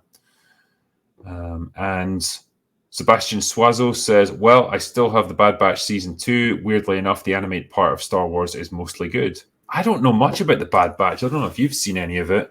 No. Did Jeremy watch it? I think he's like the only person in our spheres, I think, watched it. I'm not sure. Yeah. I'm not sure. I don't know much about it myself. But yeah, that brings us to the end of all the super chats from the other night. So we made it. So that's all good. Wow. Just before we do the ones for tonight, I need to go for a piss because I've been drinking beer for the past couple hours. That is all right. Just I understand. Bear with me a minute and I'll be right back. Will do. Well, chat, looks like it's you and me for a few seconds. What can we talk about? What in the world will it be? Probably how excited you all are for more Star Wars coverage. It's kind of a weird position we're in, isn't it? Where the new poop comes out and you're like, you know what? I need to see everyone talking about the poop. And then it's like, how long do you think it'll be before the day they release something for Star Wars where you all go, I can't wait to see Drinker Muller praise it. Huh? Yeah, I know it'll be a while, I think. I have not seen the new episodes of The Boys, but I'm seeing people praise it, so there's that. Talk about the poop. Oh, guys, I have no idea what we're getting in episode 4, 5, and 6, which, by the way, 3 days until we're getting the next installment. It's been hard for all EFAP to keep up. We got like 3 episodes like really quick because it was Friday for 2 and then Wednesday was a third one. We're trying to get them all out just so that you guys can actually see what we had to say about them. Poop cactus. Oh no, we don't want to reference that. Any Unbridled video coming out? Hey, who knows? Who knows what videos may or may not be coming out? Season 3 is definitely better than Season 2. I hope it stays that way. Last time they changed it up on you guys about episode 7, remember? Let's see what happens. Alrighty, I made it back. You've been keeping people amused more. Oh, yes. Alrighty, let's see what we got from tonight then. So, let me just bring up the first super chat. So that was, RRTNZ, who said, "Hail Drinker, trying to forget Kenobi, so I'd like to recommend episode 4 of Star Trek Strange New Worlds. Even Dave Cullen liked it." Yeah, I saw his video actually. Best hour of Trek in 20 years. Cheers. Who knows, man? Maybe with Strange New Worlds, they're finally, they've hit their stride. I don't know. I mean, don't have a huge amount of confidence in the guys making it, but hey, maybe if they're starting to get back to what made Star Trek good, I'm all in favor. Yeah. Grimnack said, "Drinker, you magnificent bastard. Hello from Montana. It's my city. Mauler will understand the reference. Kenobi forgot how to use the Force for no reason. I love you guys. High rags and hail massive." Cheers, dude. I totally understand the reference. Yes, 100%. Also, yes, he did just sort of lose the ability. I don't know if they're going to address that or something, because it seems like even though he used it to save Leia, that he still doesn't have access to it, you know? Yeah, that was a weird one. It's like you either get it back or you don't. You can't just like have a half and half where you can sort of use it where it really matters. But yeah. What the fuck? John Orchard says, "Ordered your book. Thanks for the entertainment. And you too, Mauler. I'm drinking American bourbon just for you guys." Oh, thank you. Thank you for ordering my book. Infinity Flair says, "Ahoy, Drinker. Have you ever seen Body Melt? It's an independent Australian black comedy body horror that satirizes the 90s wellness culture. It's crazy." Never heard of that before. No, man. Sorry. Joshua Lord says, "Sir, any chance of you two doing Jurassic Park happy hour?" I suppose we could. Oh, I mean, fuck yeah, I'd do the. I thought they meant on Dominion. And I was like, ugh. I'll have to watch it. Yeah, we could probably do a happy hour on Jurassic Park. I think it would be. Oh, happily. Jurassic Park's one of my favorite films. It's fucking great. There we go. Easy peasy. Jake Skywalker says, "Do you think Hollywood will learn the right lessons from Top Gun Maverick that people don't want the message in established properties?"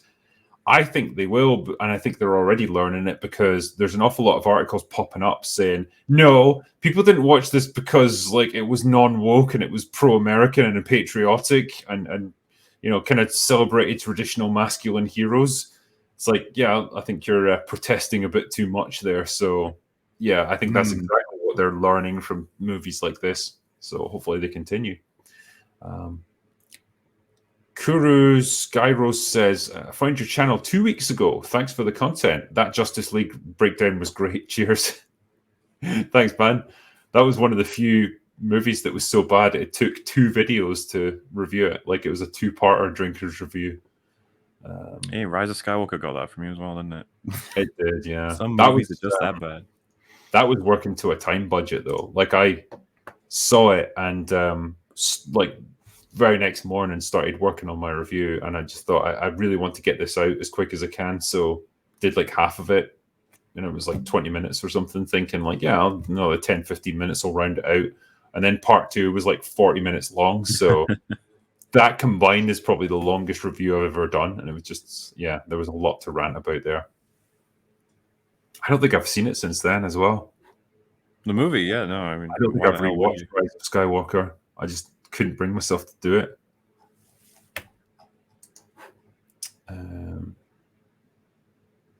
Next one is Rob the Builder says, "Good evening, gentlemen. Have either of you seen Star Wars Scene 38 Reimagined?" I think we were talking about that before. Mm-hmm. I do like seeing creative fan-made stuff done on a shoestring budget.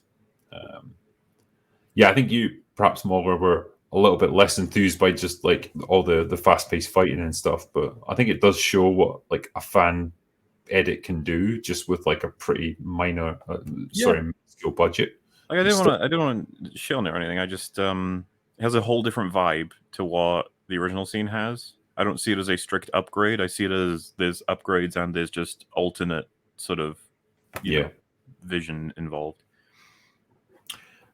Early Burm says, "Have you seen the Guy Ritchie flick The Gentleman on Netflix? I think you'd love it, except Colin Farrell's character has cringy dialogue." I don't think I've seen that yet. I don't know if you have. Seen what was it? Sorry. The Gentleman. Oh yeah, I liked it. I don't know that he's ever going to make a movie that I like as much as Snatch ever again, though.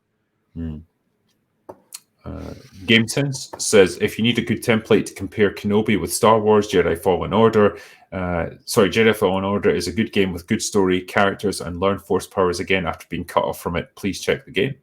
Yeah, people rave about Jedi Fallen Order. I was just talking to one of my friends the other day, actually, and he was like, that's basically the only Star Wars game you should play. So don't you mean KOTOR? No, that the one everyone raves about?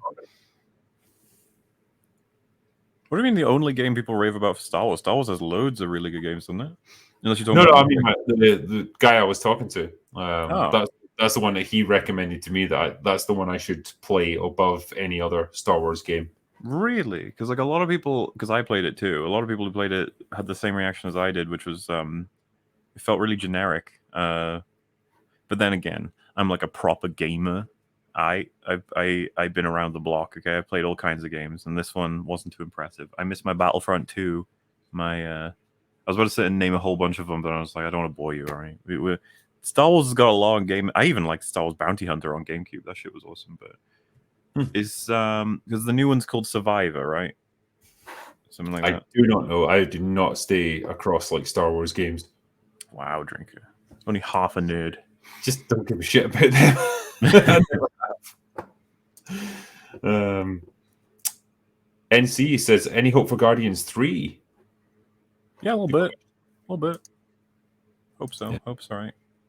James Gunn has he's done all right with Suicide Squad. I quite enjoyed that. So he needs to get the fuck away from everything that's going on in the MCU. Just get away go to a different part of the galaxy, stay there, and tell your own story. Fuck them. Fuck the rest of the MCU.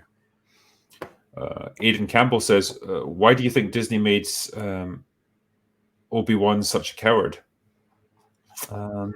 Because, well, if I was a cynical man, I'd say it falls into that category of just breaking down these legacy characters so that you can elevate the new ones. That seems to be the MO for Lucasfilm right now. Yeah. Gerrans A. Drosen says, this is my thanks for the Fixies Rey, Fixies Finn, and Fixies Luke Skywalker videos. I wanted to like the sequels, but the storylines and characters in your videos are so much better than what Disney released. Yeah, thank you, man. And yeah, I'm glad they were kind of useful. Yeah, I guess it would be good one day to do like some kind of unified storyline that just kind of incorporates all of these ones, because I suspect if you compared like the Rey, Finn, and Luke videos, there would be like a lot of contradictions there, just because I didn't really have time to like make a cohesive overall story. But yeah, I think there's got to be ways you could do this better. Big Daddy MRI says, Drinker, I'm 100% of Scottish descent. On my father's side, we have traced out lineage to 1066 in the Doomsday Book. Please don't be traumatized. I'm a fairly nice person. Have several brews on me. Cheers. Cheers, man. Big Daddy MRI is one of my mods as well. He does a fantastic job keeping things ticking over. So thanks, mate. Ginger Ninja says, love what you guys do. I started my own channel called The Wheel Snakes. There you go. Nice one, man. And good luck for that. Nicholas Patrick says, Drinker, I'm a professional film score composer, and I would love to work with you on your films. I'm damn good at what I do. How do I get my work in front of you to prove that I can actually deliver? I mean, you could, man. I guess the problem is, like, I'm not making films. Like, I'm not a filmmaker, so I can't really help you with that, if you know what I mean. Like, there's people that are making my first book into a movie, but like I don't really have any say over the scoring or anything like that. So I'm not really sure what I can do with you in that regards. John Orchard says, "How about an episode of Obi-Wan showing him learning from Qui-Gon Jinn?" That's what they're hinting at, isn't it? Like he keeps trying to connect him with the Force. So yeah, you'd think maybe we're gonna get that Qui-Gon gives him what he needs to push through. But I don't know. Just with everything we've seen with how they write stories, I just don't think they'd do that. Mechanically, that wouldn't even make sense. If he was like locked off from using the Force, why would an inherently Force-related thing happen? Like, I don't know. Nothing makes sense. No. Douglas Burton says, in episode 2, Reva tells Obi-Wan that Vader is Anakin and Anakin is still alive. In Revenge of the Sith, Yoda tells Kenobi, the boy you trained, gone he is, consumed by Darth Vader. Kenobi knows that Vader is Anakin. Isn't this an egregious error? Yeah. You're just like, yeah, of course it is. It is. It's they wanted to be the ones. I think was it Disbrew that said this, that they wanted to be the writers that had that moment. We wrote when Kenobi found out that Anakin was still alive, and it's like, no, you didn't, because that's not when it would have happened. So shut up. Yeah. George Watkins says, seeing Kenobi run away reminded me of Theon Greyjoy jumping off the boat like a coward. Totally the wrong vibe for Obi-Wan. I hate these writers. Yeah, I think we all do. Yeah, there's so many different ways and better ways that they could have handled this confrontation, and they kind of picked the worst one. Carrier, a Raccoon City story, says, how the hell can a 10-year-old like Leia outrun any and all grown-up adults in this show? Also, Reva's Obi-Wan obsession is more annoying than relentless. I think that kind of is like, yeah, he's touched on an interesting point there where like the show resolutely refuses to give you any hints about what she wants from Obi-Wan, and we're 3 episodes in already. I kind of feel like now it's just kind of annoying, like because it's very obvious, like the writers are just putting this in as a mystery for us to wait for. But it's like you're not giving us clues to unravel. You're literally just saying we're not going to tell you until like the time is right. Yeah, that's about it. Mad Dog Gamer says, if you're interested in anime movies, I recommend you Perfect Blue. It's such an uncomfortable psychological thriller, too sensible for today's standards. Okay, Perfect Blue. Russell Hogg says, do you appear on podcasts? I do a history one, but films too. Did a good one on 300. I'm in the middle of scheduling one on Gladiator. I have my professor of ancient history, but now I need a film critic. Well, I'm going to be on a podcast in middle of June called Trigonometry. So I'm going down to London to do that one. But yeah, I don't tend to do them too often.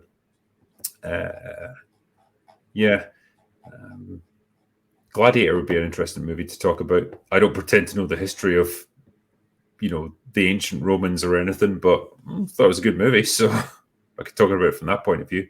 Yeah. Jarcher says, you should reach out to Call Me Chatto. He's a former TV network executive on YouTube who goes into why shows suck now. He'd be a nice addition to Open Bar. It's almost like we've had him on already, like a couple of weeks ago. You always wonder about that. You're like, you just give it a little search quick before you post the super chat. Just give it a little search. It's one of those. It's the same situation as like when people ask me to review a film that I've literally already made a video about. Yeah, but that's good because it's at least then I can be like, yeah, just go look. There it is. It's not like, I've never heard of that, or I'll need to think about it sometime. It's like, no, I've literally done exactly what you wanted me to do. Just go find it. Maybe says, here's £2. Thank you. There's £2. Jabor says, I can't believe people complain about the US. All of this shows you can be a complete idiot and make all the money you want. Apparently so, yeah. JS Pena says, Drinker, I think you're going to beat the quartering in subs. I don't know, maybe. I mean, he's got like over 1 million, so I don't know quite exactly where he's at. Early Burm says, also the guy with glasses that wants to buy out Matthew McConaughey is a little cringy, but otherwise awesome movie, The Gentleman. All right, there we go. Oh, yeah, all right. I thought it was neat. I'd recommend it. Yeah.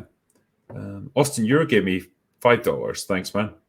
JFlow Productions says, "Hey Drinker, are you familiar with the UFC fighter Michael Bisping? He's a fan of yours." Yeah, I've heard about this. He shouted you out on his stream last week in regards of your recommendation of Top Gun. Is he still talking about me? That's awesome. No, people had got in touch with me before saying that he was a bit of a fan and he'd shouted me out once or twice. So that's great. You never quite know who watches you and who doesn't. So. Mm-hmm. Game Sense says, "Hey Muller, from Software Games Suck, but Sekiro." I mean, they suck in a lot of ways. It's funny. They might have expected me to be like, "What?" But if you'll find out, one of my favorite games of all time is Bloodborne, and yet I have some of the hottest takes about the flaws in that game. Dark Souls 1, when that released on PC, it was fucking disaster. Same for Dark Souls 3, if I remember correctly. They had to patch the fuck out of both of them. And like fans have to create stabilizing mods for them.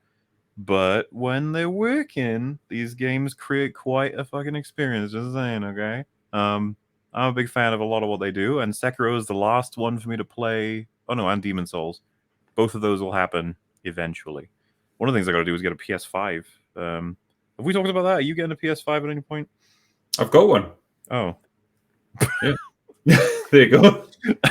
I've decided I won't try and get one like desperately until I'm in a position where I'm more likely to play it, and it's been like 3 years. I was like, I guess maybe I should just wait for the PS6. When's that coming out?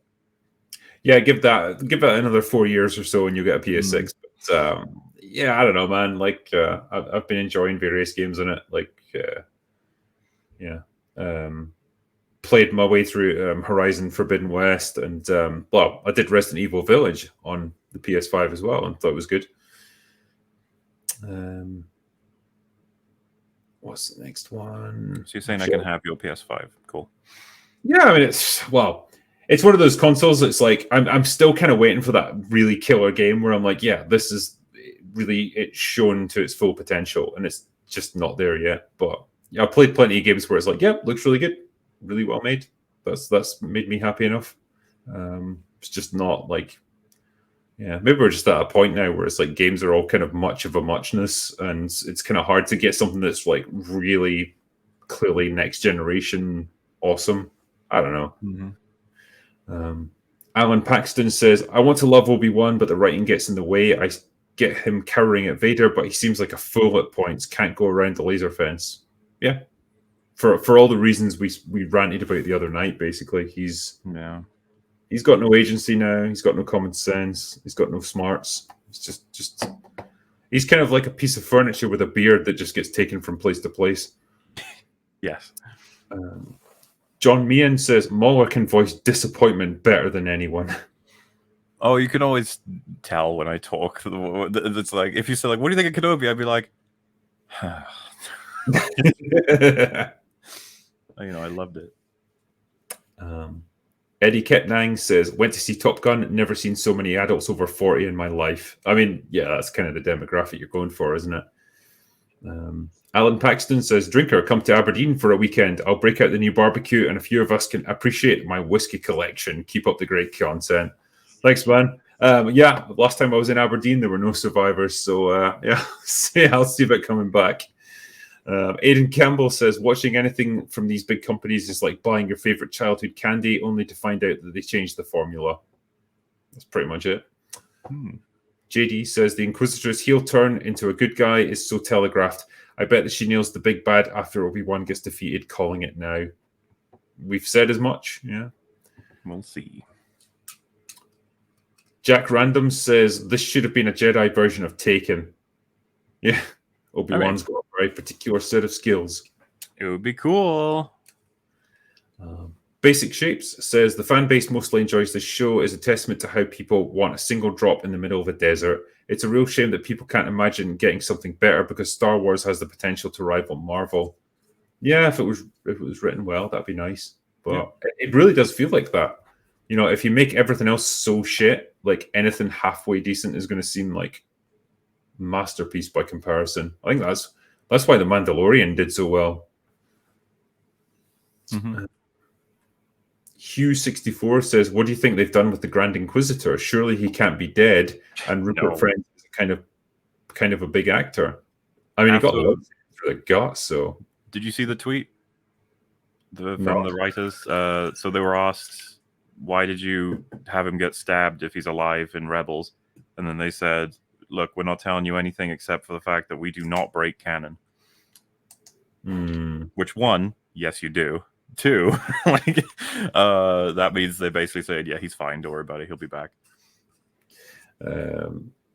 Yeah, he'll just like show up like completely, Yeah, well, he'll tell Vader Reva's evil, and as the show was supposed to end, Vader would kill her, because she's a traitor or whatever. But with how much bullshit's happened social media wise, it seems that they're probably going to rewrite it now that she doesn't get killed.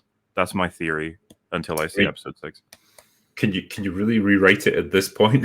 Well, so reshoot it, right? Like, say her last scene was she's in the room with Vader, and then he's like, "You've betrayed me," and then it could zoom in on her looking surprised, and it cuts to black, as opposed to the original where he fucking chopped her head off or whatever. Because now they might want to get to the point where they don't want to be seen as the ones that killed this lady out of the show, if you know what I mean, with everything that's been happening online. I think a lot of people will be like, "Why the fuck did you kill her when you've put so much effort into saying, like, welcome her to the team?" So they're probably like, "Oh yeah, shit, we shouldn't have killed her." Or I could be wrong, and she does die. I mean, they've got to obviously rationalize the fact that she's not around in the OT, and so she has to be at least gone by then.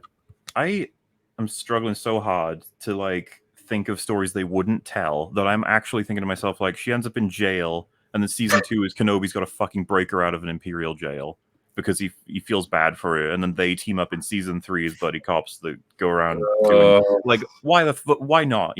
Why not? And then she goes to live a peaceful life on some remote planet until like the events of the OT have played out, and then she can join up with Mando or something. Yeah, and not before telling him, you got to make things right, Kenobi. You got to make things right. That boy on Tatooine, you got to look after him. You got to protect. You got to get him ready. And Kenobi's like, you know what? Before you said that to me, yeah, I was all up for just leaving him and letting him do his own thing, but maybe I will keep an eye on him now. Yeah. Christopher Mays says, "Where's the drinker's sunglasses? This is a horrible retcon of a character that I used to love. Talk about living long enough to see my favorites destroyed. This is never meet your heroes, and I've let you all down, and I'm sorry about that." Disney-fied Sunquist says, gentlemen, I know you brought this up, Drinker, but you guys should absolutely do each Pirates of the Caribbean film, at least the trilogy. Speaking of which film of the series is your favorite?" For me, it's the first one, but there's only a correct answer. If you can't choose any other one. But yeah, they would make good films to do happy hours on or EFAT movies or whatever, really. Yeah, I think there's plans in the pipeline to try and sort out our little group for war stuff to go into the Pirates films. If people in that group can, rustle up the ability to. If people in that group can reply to Discord messages, what a power! What an ability to request from them, yeah. Michael Hansen says, "Imagine how good Top Gun would be under Disney. It would be a submarine flick." Yeah, probably. Ambient Space Noise says, "Republic Commando was everything I needed for a Clone Wars story. It had the banter, the great gameplay, amazing predators, and unbridled praise." When? Unbridled praise of the Predator movie? Predators? I don't know, man. That's coming out on streaming like day one, right? We should organize an EFAT movies for it. For Predators? No, for Prey. Oh, sorry. They want to see what I'd say about Predators? Yes. I've said before, I think it's like a half and half movie. I like a lot of stuff in it. I really don't like a lot of stuff in it though. It's probably one of the it's better than like AVP 1 and 2. It'll be better than Prey more than likely. It's better than The Predator for sure. If it was a Terminator movie, I'd probably say it's like Salvation, where I can recognize it's better than some of the other stuff. I just don't particularly like it. I don't know why. I think they rely on CGI a lot in it, and it's just like, particularly for some of the gunfights, and they've just got no weight behind them then, because you can tell it's like just CGI gunfire, particularly with the minigun. It just looks so shit. So yeah, for things like that, it just really put me off. Yeah. Red Coat Leader says Drinker should be the new Bond. Tell me I'm wrong. I mean, I think you might be wrong because like I'm too drunk to do it. Just JD the one movie where he gets drunk. Good, Bad, and the Ugly shootout scene, one of the best individual scenes of all time. Thoughts? Despite the cultural decay, we'll always have Clint Eastwood. We will indeed. He's still talking. That three-way shootout is awesome because there's such incredible build-up to it, but the whole thing's over in like 3 seconds. It's crazy fast. But yeah, it's really good. Full for Life gave me $10, and Bobby Black 24 gave me $5. So thanks, man. Claudio Rogajan, random, but I kind of resent how Deadpool is viewed by most people. The movies are good, but the character is much more sympathetic than portrayed. I don't know much about the comic book character. Like, I know he's essentially got terminal cancer, but like his treatment causes it to be like held at bay, but he's kind of like crazy as a result. So I don't know if the comics play into that a bit more. Yeah, I'm not familiar with him. I think that the movie version of Deadpool is just overshadowed by Ryan Reynolds' enormous personality. Whether you think that's a good thing or a bad thing, I don't know, man. But like, it's all him basically. Yeah. James Rennick gave me a Canadian dollar. Thank you. One shiny Canadian dollar. Easy E says, I'm actually impressed at how these writers can suck this hard and burn millions of dollars and somehow keep their jobs and keep getting work. It's impressive, isn't it? Well, they've got enough people watching it, so it'll work out for now, anyway. Jaro Mayo says, I'm glad they haven't remade The Warriors. You know they'll replace the cast with LGBT and POC characters. Also, have you seen Invasion USA? I haven't seen Invasion USA, I don't think. I'm in my head, I'm confusing it with Red Dawn, but they are not the same. Invasion USA is quite a new one, isn't it? It's like Korea invades or something. Yeah, I don't think I've seen it. Play the High Note says Joby Harold, writer of Kenobi, wrote Army of the Dead. Oh god, fuck, that can't be true, can it? Please tell me no. Finbar White says, evening drinker and mauler. I miss days of Babylon 5, Stargate, etc. I'd like to see Kurt Russell and Tom Cruise make a sci-fi film together. Keep smiling. That'd be quite cool, actually. Yeah. Trinoculus P says, off-topic drinker, but for the dog lovers in your audience, do you think we could get a clip of Lara running, assuming her joints would be up to it? I'll try it. Like, yeah, she'll sprint around the garden for like 2 minutes, and that's her exercise for the day. So next time she does it, I'll try and get it on camera. Alan Paxton says, help me, Obi-Wan Kenobi. Where the fuck have you been? The next reason hope Disney and Lucas need to stop meddling in the past. They really do. Yeah. I guess this is a problem that keeps coming up, where they've got this sequel trilogy that nobody really liked, and so their solution was to jump backwards to a time when people still liked it, and so they could do stuff that didn't interfere with that, but now it interferes with the OT. You just see them doing more of this. Just keep meddling with the continuity of the movies. A lot of people keep saying, like, go 1,000 years in the past or future, please. Yeah. Just get the fuck away from all the stuff we know. But then again, it's like, well, they got to do stuff we know because they want to make use of someone like Ewan McGregor before he fucking gets too old. To be fair, they could squeeze him now for years on end. Honestly, why not? Yeah, this is the thing. Like, he's meant to be like an older version of Kenobi, but like, I don't know if it's just because he's stayed in good shape, but he looks barely changed from like the prequels. You know, like, he's a little bit more wrinkly, but like he still looks like he could handle himself in a lightsaber fight, if you know what I mean. And so it's kind of hard to buy into him being like this slightly over the hill version of Obi-Wan. Once he reaches Alec Guinness's age, they'll probably be like, "Hey, remake the original trilogy." Yeah, and we're all gonna be like, "No, please stop." That show, The Acolyte, though, that's meant to be set like hundreds of years before the prequels. So that's kind of what you're talking about there, where it's just completely removed from the continuity of the movies and all that. And I would hazard a guess that it's probably going to be shite because it's Leslie Headland that I think is writing that. And I think they're going to go full on identity politics with it. But hey, give it your best shot, I suppose.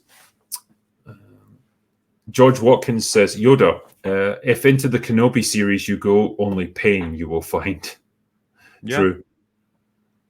Ryan says, can you please say, anyway, that's all I've got for today. Go away now in your drunk voice. Okay. Anyway, that's all I've got for today. Go away now. There you go. Shadow Raven says, everyone, aren't you worried about the canon? Obi-Wan, nah, it'll be fine. Mm-hmm. But Ty says, it's the multiverse, Disney's tool for inconsistency. It works. Night King 01 says, have you guys seen Bullet to the Head? Hard to find in the States, but it might be John Woo's magnum opus. So that was Stallone that was in that one, wasn't it? I haven't seen it. Yeah, I don't think I have either. You don't hear about John Woo anymore, sadly. Finbar White said, do you think they'll change canon again and they'll say Leia and Luke had a long-lost sibling who will be stunning and brave? Thanks for the top content. Fuck it, why not? Yeah, don't give them ideas. Dude, Vader will have a brother. Voda, and he's even bigger and machiny. Obi-Wan having a brother. Oh, yeah. In episode 3. Yeah, that's something that I got sidetracked from talking about that because all the others stupid, but I was like, oh god, is that setting up another show or something? You know, John Kenobi, and it's just this other guy. Yeah. Oh, and he's gonna be like, you know what, my brother, he's a real famous Jedi. Maybe I have force powers. Yeah, I do. And I'm gonna go on adventures and become a Mandalorian or something. I don't know. Yeah. Oh, Christ. Jacob Glazer says Disney turned Obi-Wan Kenobi into Obi-Wan Castrati. Yeah, that's it. Kelly Johnson says, Drinker, are you going to torch House of the Dragon? I mean, if it's shit, then yeah. JD says, would you ever review Death of Stalin? Great movie.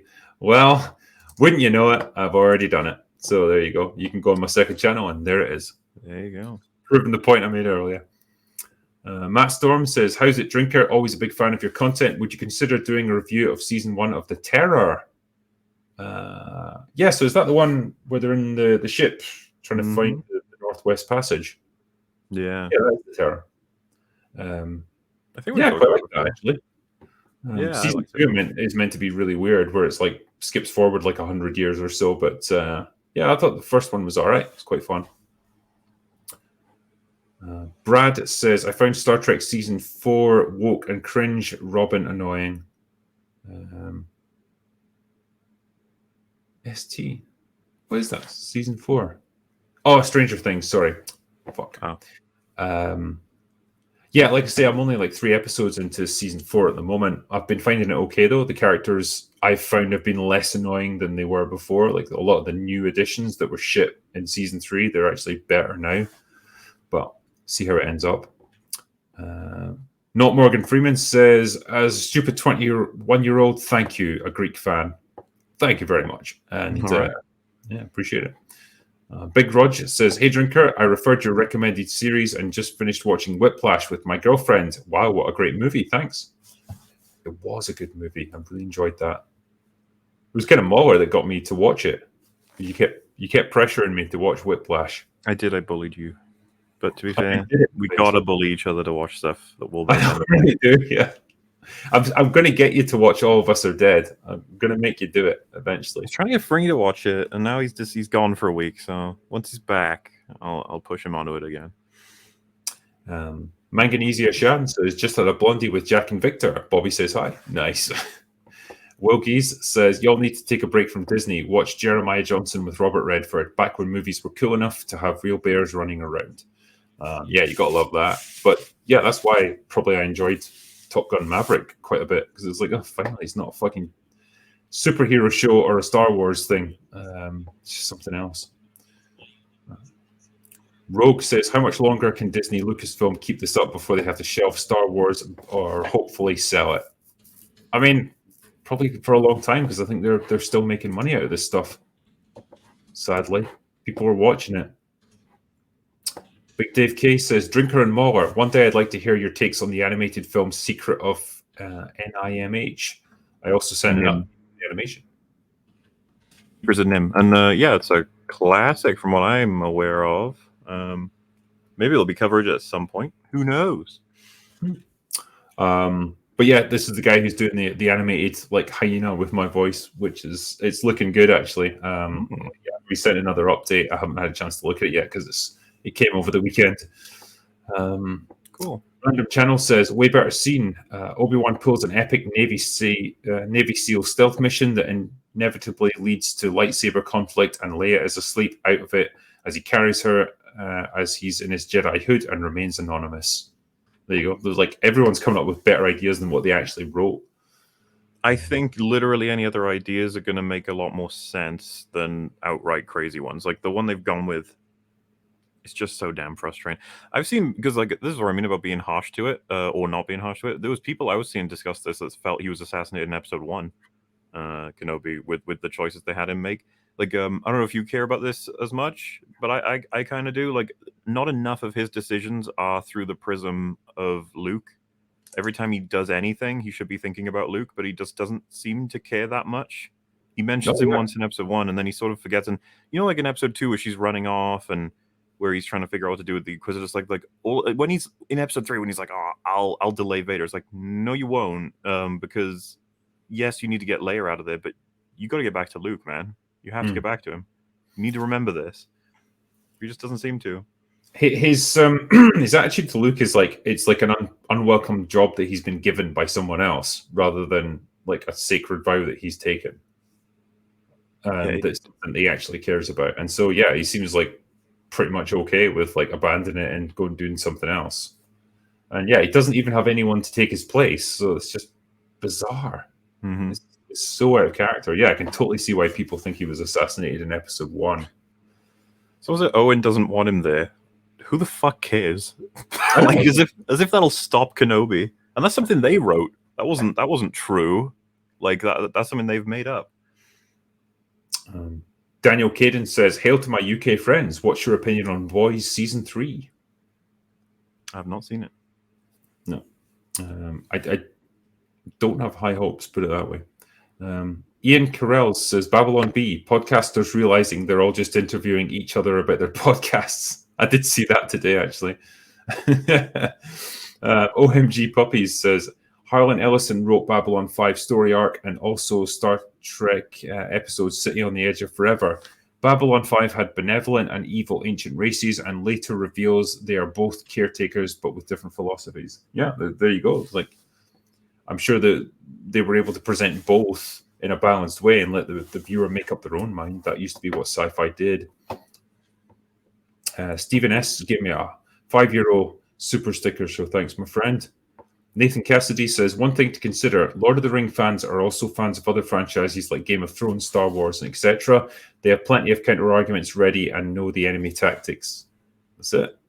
Yeah, it's like we said before, they're prepared to defend themselves. Brother Natural said, thoughts on Stranger Things Season 4 so far? Liking it so far. I'm only 3 episodes in, so I'll let you know by the end. Steve Murphy says, have your opinions on the prequel trilogy, especially Revenge of the Sith, softened since the movies and TV shows from Disney? Mine probably have.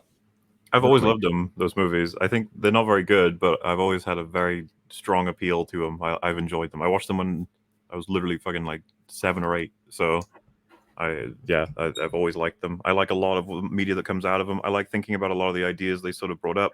I think they mostly sit in canon. I would like to talk to people like Red Letter Media who think that the prequels are worse than the sequels and to really go over something. Like Sitch had that perspective, PSA Sitch, and I was just like, I'm sorry, like I can understand not liking the prequels, but you must be nuts to think the prequels break more canon than the sequels do. Or disrespect more characters. Because, you know, a lot of people consider what they do with Anakin in the prequels to be fundamentally like disrespectful and humiliating of Vader. But I think a lot of people just come to the idea, they're just like, well, I mean, that's what his life was before the big event happened on Mustafar, and then what we see of him in the new trilogy is a result of all those events. Like, you can, dare I say, separate it out as two eras of his life. It doesn't need to be that you see whiny old Anakin inside that suit. You see a man who's had to go through all the stuff that he went through and stuff. I have a lot of criticism for the prequels, but my heart's with them, while the sequels are like this dying husk thing that I fucking hate, and the Disney shows are right behind the sequels. Like, no, I agree. They've got a charm to them that the Disney movies just don't have, and I don't know. I just always get the impression that these were movies made with the best of intentions, just lacking a bit in the actual execution. But they've got I don't feel like there's an adversarial relationship between them and the viewer, which is what you get with the new ones, and so I'm more inclined to watch them. They're just kind of badly made, I suppose. That's the best way I can put it. Someone said they did not say that the sequels are better. Bro, go watch their coverage of TFA. I don't even know if they would have changed their minds at this point, but obviously they gave TFA glowing reviews. They were very impressed with it. Oh yeah, I remember, because they did like a midnight review of it. Like, they just got back from the movie theater talking about it, and I know they hadn't had time to like really crystallize their opinions, but they were super enthused. I think Mike said he loved it, and that's the thing. It's such a great little sort of time capsule in a sense, because like that's what JJ has the power to do, but only temporarily. Never lasts. Yeah. And that's okay, by the way. I love watching Red Light Media's takes on stuff. Joe Rios says, check out Seven Psychopaths. It's an awesome movie. That's got Walken in it, hasn't it? Yes, I love that movie quite a bit. It's very meta. One of the main characters is like a writer, and he's trying to come up with a story, and his friend is trying to inspire him to make storytelling decisions based on what things are happening in their lives in that moment. And just to give you an idea, there's a part in the film where there's a chance for his characters in his story to go for like a big action scene, but instead they just go out into the desert and have a chat about what's happening. His friend, who's Sam Rockwell, is like, that's shit. You gotta have a shootout. You gotta have like an epic ending. And they're doing all of this while they have fled this event that's happening in their lives, and they've gone to the desert to have a chat about this. Like, the whole film is very self-aware, and it's just really fucking good. I recommend. No, I like that. Ty says, when Liv say that I need to identify with someone who looks like me, are they saying that all black people look the same? That's a good point, actually. Who knows what they even think? I don't think they do. Crimson ID4 says, Drinker, I loved your video on CGI. I have to admit, though, I was surprised you didn't mention Maverick versus Stealth as your comparisons. Those films in particular, their canyon flying sequences are like night and day.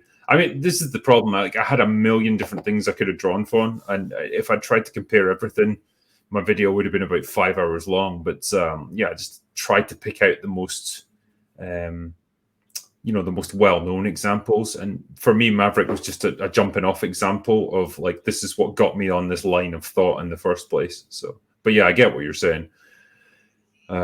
Slosher says, I think you guys serve the same role for most people as a goods auto mechanic. People drive all the time, but need an expert who can look under the hood and explain exactly what's wrong. Keep it up. That's a nice little metaphor for what we do, I suppose. Yeah. Stephen S. gave me a €4 super sticker. Thanks, man.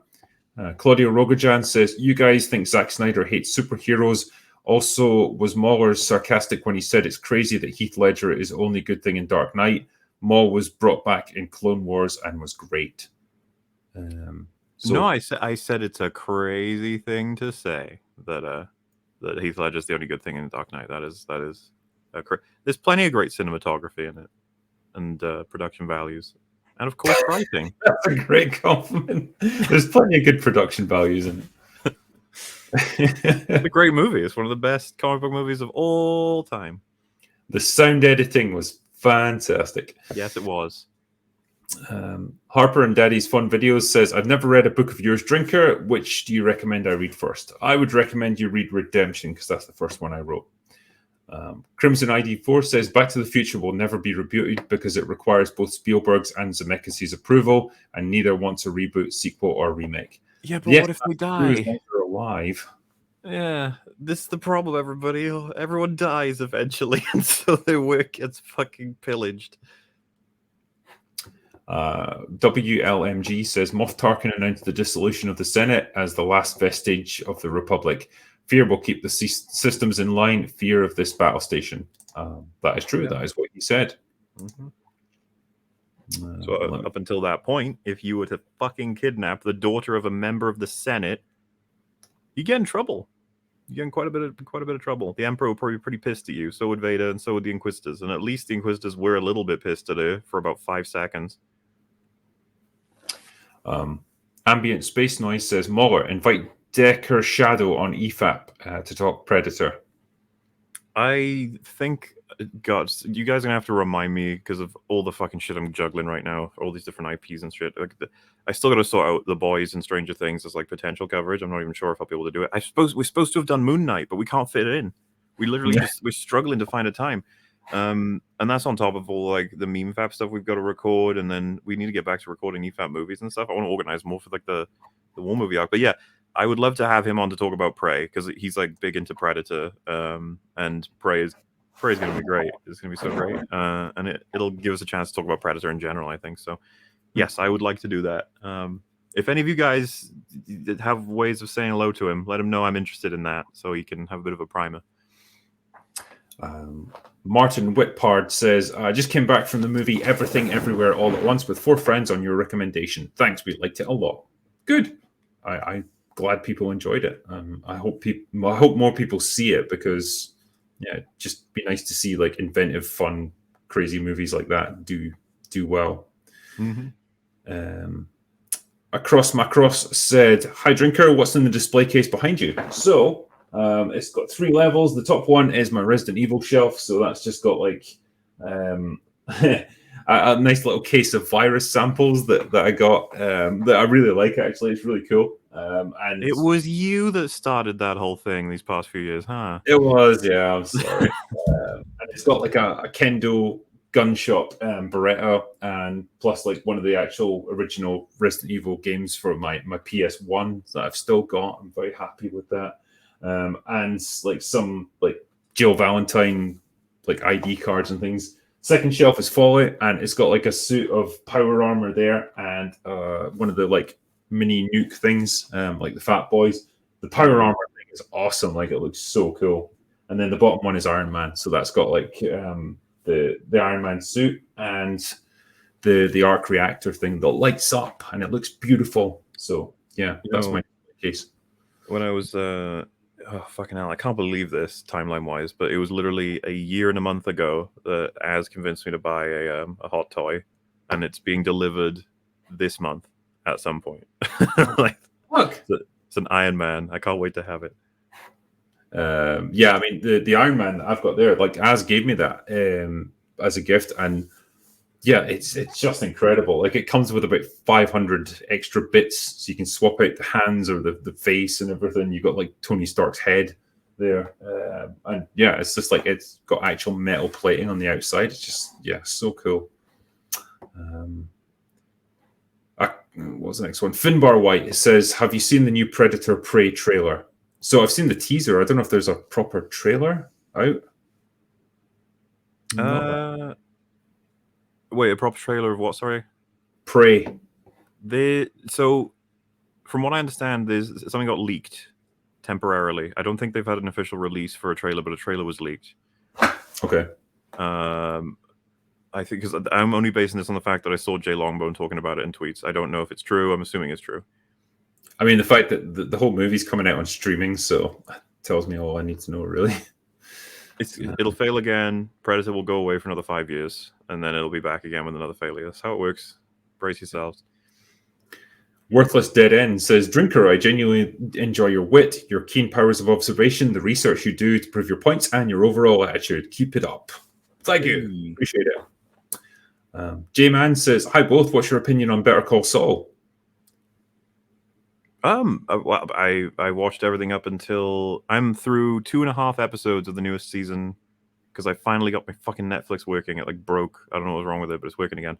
So I'll try and watch the rest of it. Better Call Saul is just a really solid show.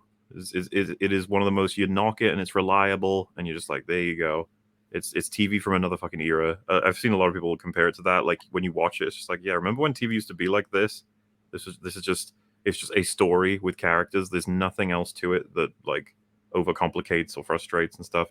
I enjoy it very much. The acting and the pacing and twists and stuff are all really solid. Everybody seems to enjoy it, so I'd recommend it at the very least. And from what I understand, we're getting Jesse and Walt are going to be coming into the show in the second half of the last season. Don't know what we're expecting, but man, it's gonna. I will say a little bit tense about that. I hope it doesn't. I hope we don't fuck anything up. I assume it's Vince Gilligan. I'm sure he'll handle it well. Yeah. Chadwick Tenderstem gave me £2. Thanks, mate. And Tomo gave me $10. Much appreciated, man. Teed Starbucks says, musician here. Major label music gets worse every year, but there's tons of good stuff out there, indie stuff. Think movies and TV might move in a similar direction. Probably not. I thought there might have been a chance for movies to do that after the pandemic, because like the budgets just weren't going to be there in the same vein as before. But it seems to have recovered to the extent like people are going back to theaters again, and I think movie budgets will just creep back up to where they were before. So yeah, I don't think there's a huge amount of space for indie flicks. TV is different because you've got a million streaming services, but then how do you even find stuff? That's the problem you get. Like, you had like weird things like Squid Game that would just crop up through word of mouth almost, and then suddenly everyone was watching it. But like they're just 1 out of 100 shows that'll get that kind of level of success. I don't know, man. JS Pena says, "Do you think you could fix Boba Fett?" I mean, my fix would just be to not make it. But I don't think it should have been made, but we can.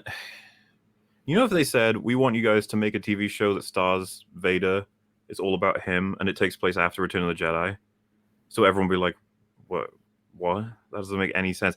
I still think, like, okay, we can try. even with... Yeah, it's like Luke lights the funeral pyre, and he just sort of rolls off it. It vanishes from sight.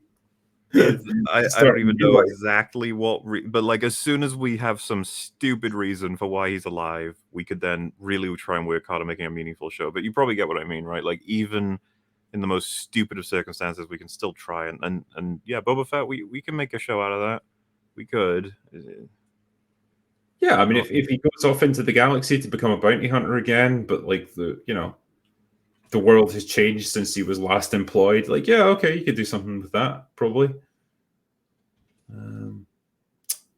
JT says, thoughts on the Pirates trio? 2 and 3 are underrated.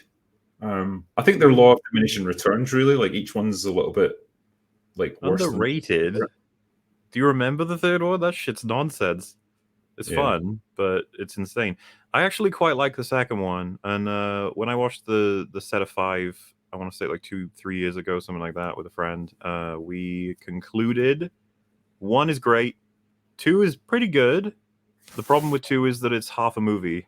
Like, it needs 3. And then 3 is dog shit as far as I'm concerned. It makes so many narrative decisions that are beyond frustrating. Do you remember how much they cuck like Davy Jones? He goes from being like one of the most imposing supernatural baddies ever, voiced perfectly by Bill Nye, to being literally like Beckett's lapdog throughout like most of the film until right at the end, and then he's killed. And it's like, okay. They abate a huge war between the pirates and the East India Trading Company, and then it's just a whirlpool with 3 ships. Yeah. And like, don't get me wrong, I enjoy that action scene, but man, that is a bait and switch if you've ever fucking seen one before. I love the finale as well, where you can somehow have sailing ships that sail in opposite directions, but both using the wind. I don't even know where to begin on how much I don't like a lot of the decisions they make in that, but I enjoy Bill Nye's Davy Jones. I enjoy Jeffrey Rush's Barbossa. I obviously enjoy Johnny Depp's Jack Sparrow.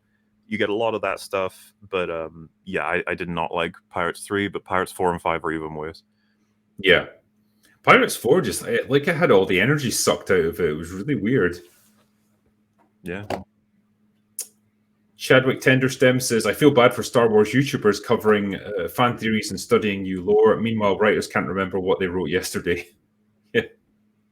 Hey, at least those Star Wars YouTubers, they got plenty of content now.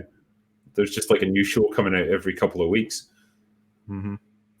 Claudia Rogajan says, when are you doing your Patreon stream? That will be soon. It was originally meant to be probably about 10 days ago. I just got totally caught up in other stuff, and it feels like I've just never had an evening when I could do it. But yeah, that is coming soon, so don't worry, that will be on. Calix says, Drinker, will you ever do Acid Live? I don't think YouTube would take too kindly to that, so probably not. No, they mean sulfuric. Yeah, well, I could try that. Yeah, just pour it on my arm, just watch it melt away. Mm-hmm. Ambient Space Noise says Reva was supposed to be Maul. Ray Park posted pics of his mask in a trailer, but then a video got leaked involving his saber. They wrote him out. Yep. Has he been involved in dodginess? Has he? He's got dodginess about him. Yeah, I haven't looked into all the details, but Ray Park will not be returning to Star Wars. No. Darth Maul probably will be, with Sam Witwer voicing him, I imagine. But it won't be Ray Park, I don't think. Yeah. Jay Pinkerton says, I thought 3 hosts was the perfect number. You and Mahler have such an easy chemistry, going back and forth with each other. Oh, thanks. Adding one more voice worked out perfectly. Too many people trying to talk at once can be a headache. Yeah, I mean, it's a different dynamic, right? Because like, I wouldn't ever want to knock like the FNT approach where they have like fucking as many as 11 guys or whatever. It's the party dynamic where you're all on a big table in a bar with you don't have to have drinks, but you know what I mean, like everyone's sort of talking and stuff. It's a dynamic. Yeah. I think the intention was always to just keep it a bit smaller with us so that like we don't all just like shout over each other and drown each other out. But obviously it was going to be a bit bigger the other night, just a couple of people weren't able to make it, but hey, I think it worked out good all the same. Rob the Builder says, just remake Aliens with stormtroopers and collect the dollars. Yeah. James Knoll says, I discovered your show today after seeing Obi-Wan for the first time this morning. I started Googling to confirm I wasn't the only one going, what the fuck, while watching this. You're most definitely not the only one. I feel like all the people who watch it and notice all the nonsense really probably will be outnumbered in the general audiences, and so they do have to go to YouTube and be like, Kenobi show bad? Anyone at all? Yeah. And you'll find they have all the same reasons as you do. All the shit that doesn't make any fucking sense. It'll all be there. You just got to go look for them. Yeah.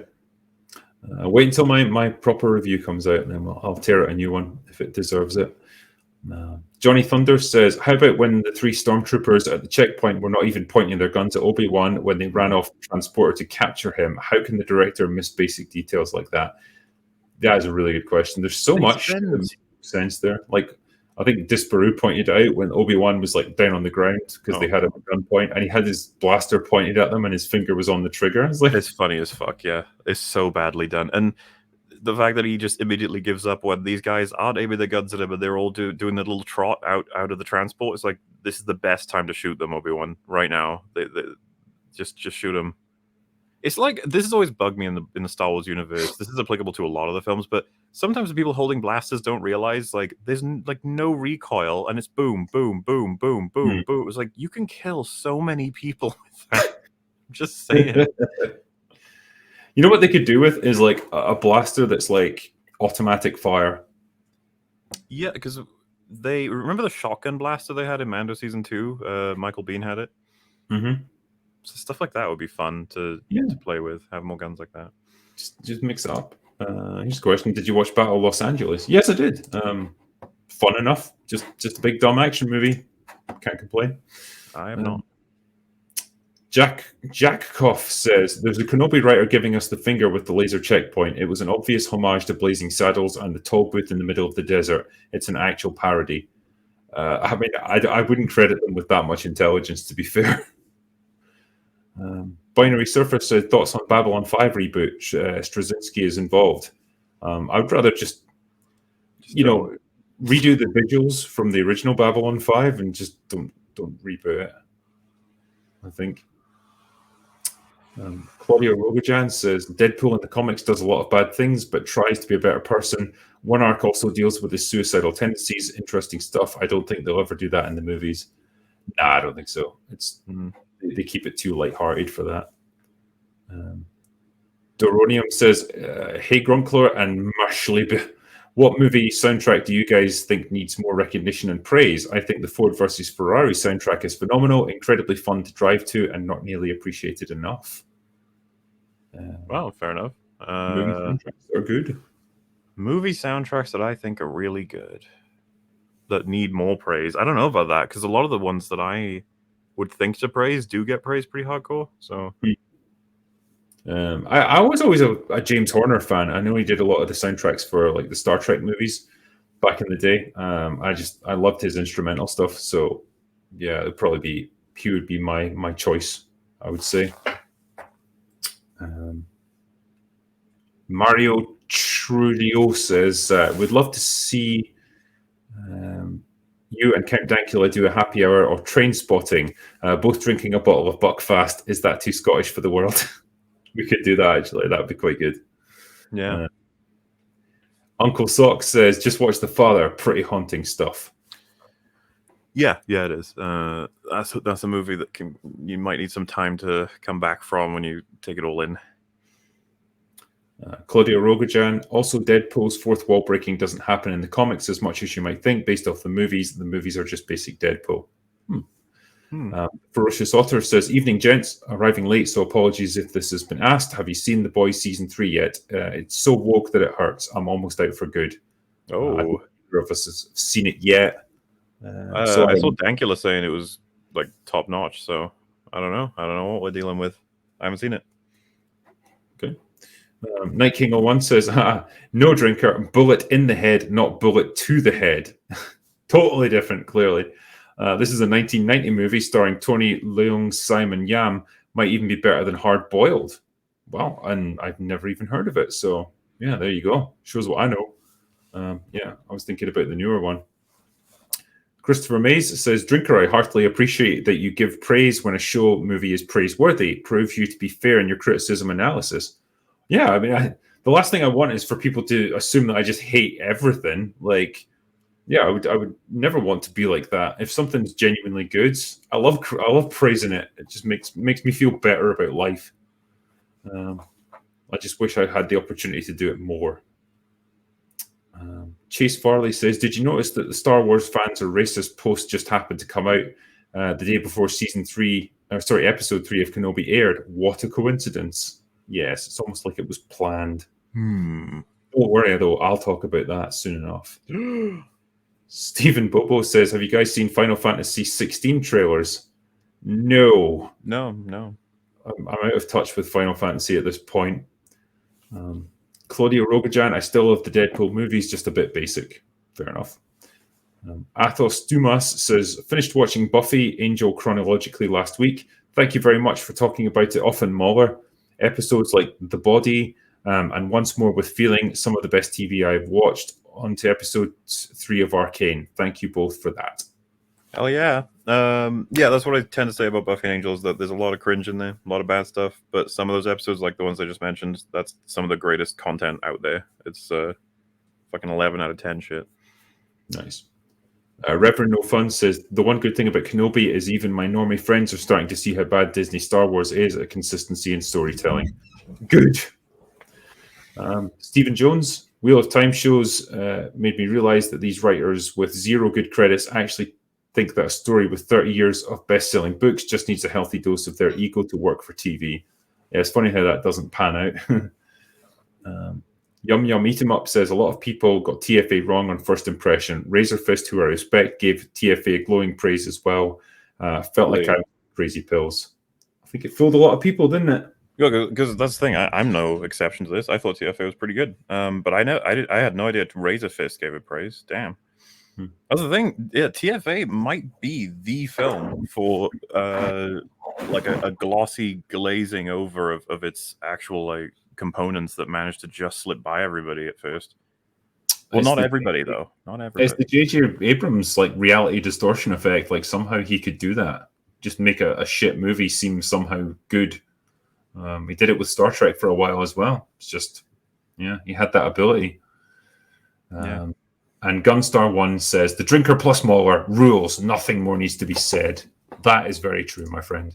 With that, it brings us to the end of the super chats. I think we made it to the end. So, hey. Whoa.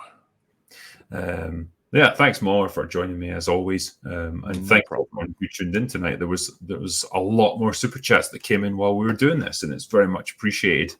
Yeah. I'm going to end up Absolutely. one day. I'm going to have to do like a catch up of a catch up stream. Well, and give it 2 weeks, and we'll be sitting here catching up about the next 2 episodes of Kenobi. Yay! That's And then what will happen. Then we'll be almost at the end of it, and it will be done, and the ordeal will be over. But yeah, that's a trauma for another day, I suppose. And then there'll be a season 2. Give it a year from now, we'll be talking about season 2, episode 1, 2, and 3. Yeah, we'll be looking back like, oh, remember when it was just season 1 and we had such optimism back then. Yeah. Anyway, guys, well, thank you, everyone. Thanks to my mods as well for keeping things ticking over. And yeah, thanks to all you guys for joining us. But that's all we've got for today. So go away now. Bye-bye.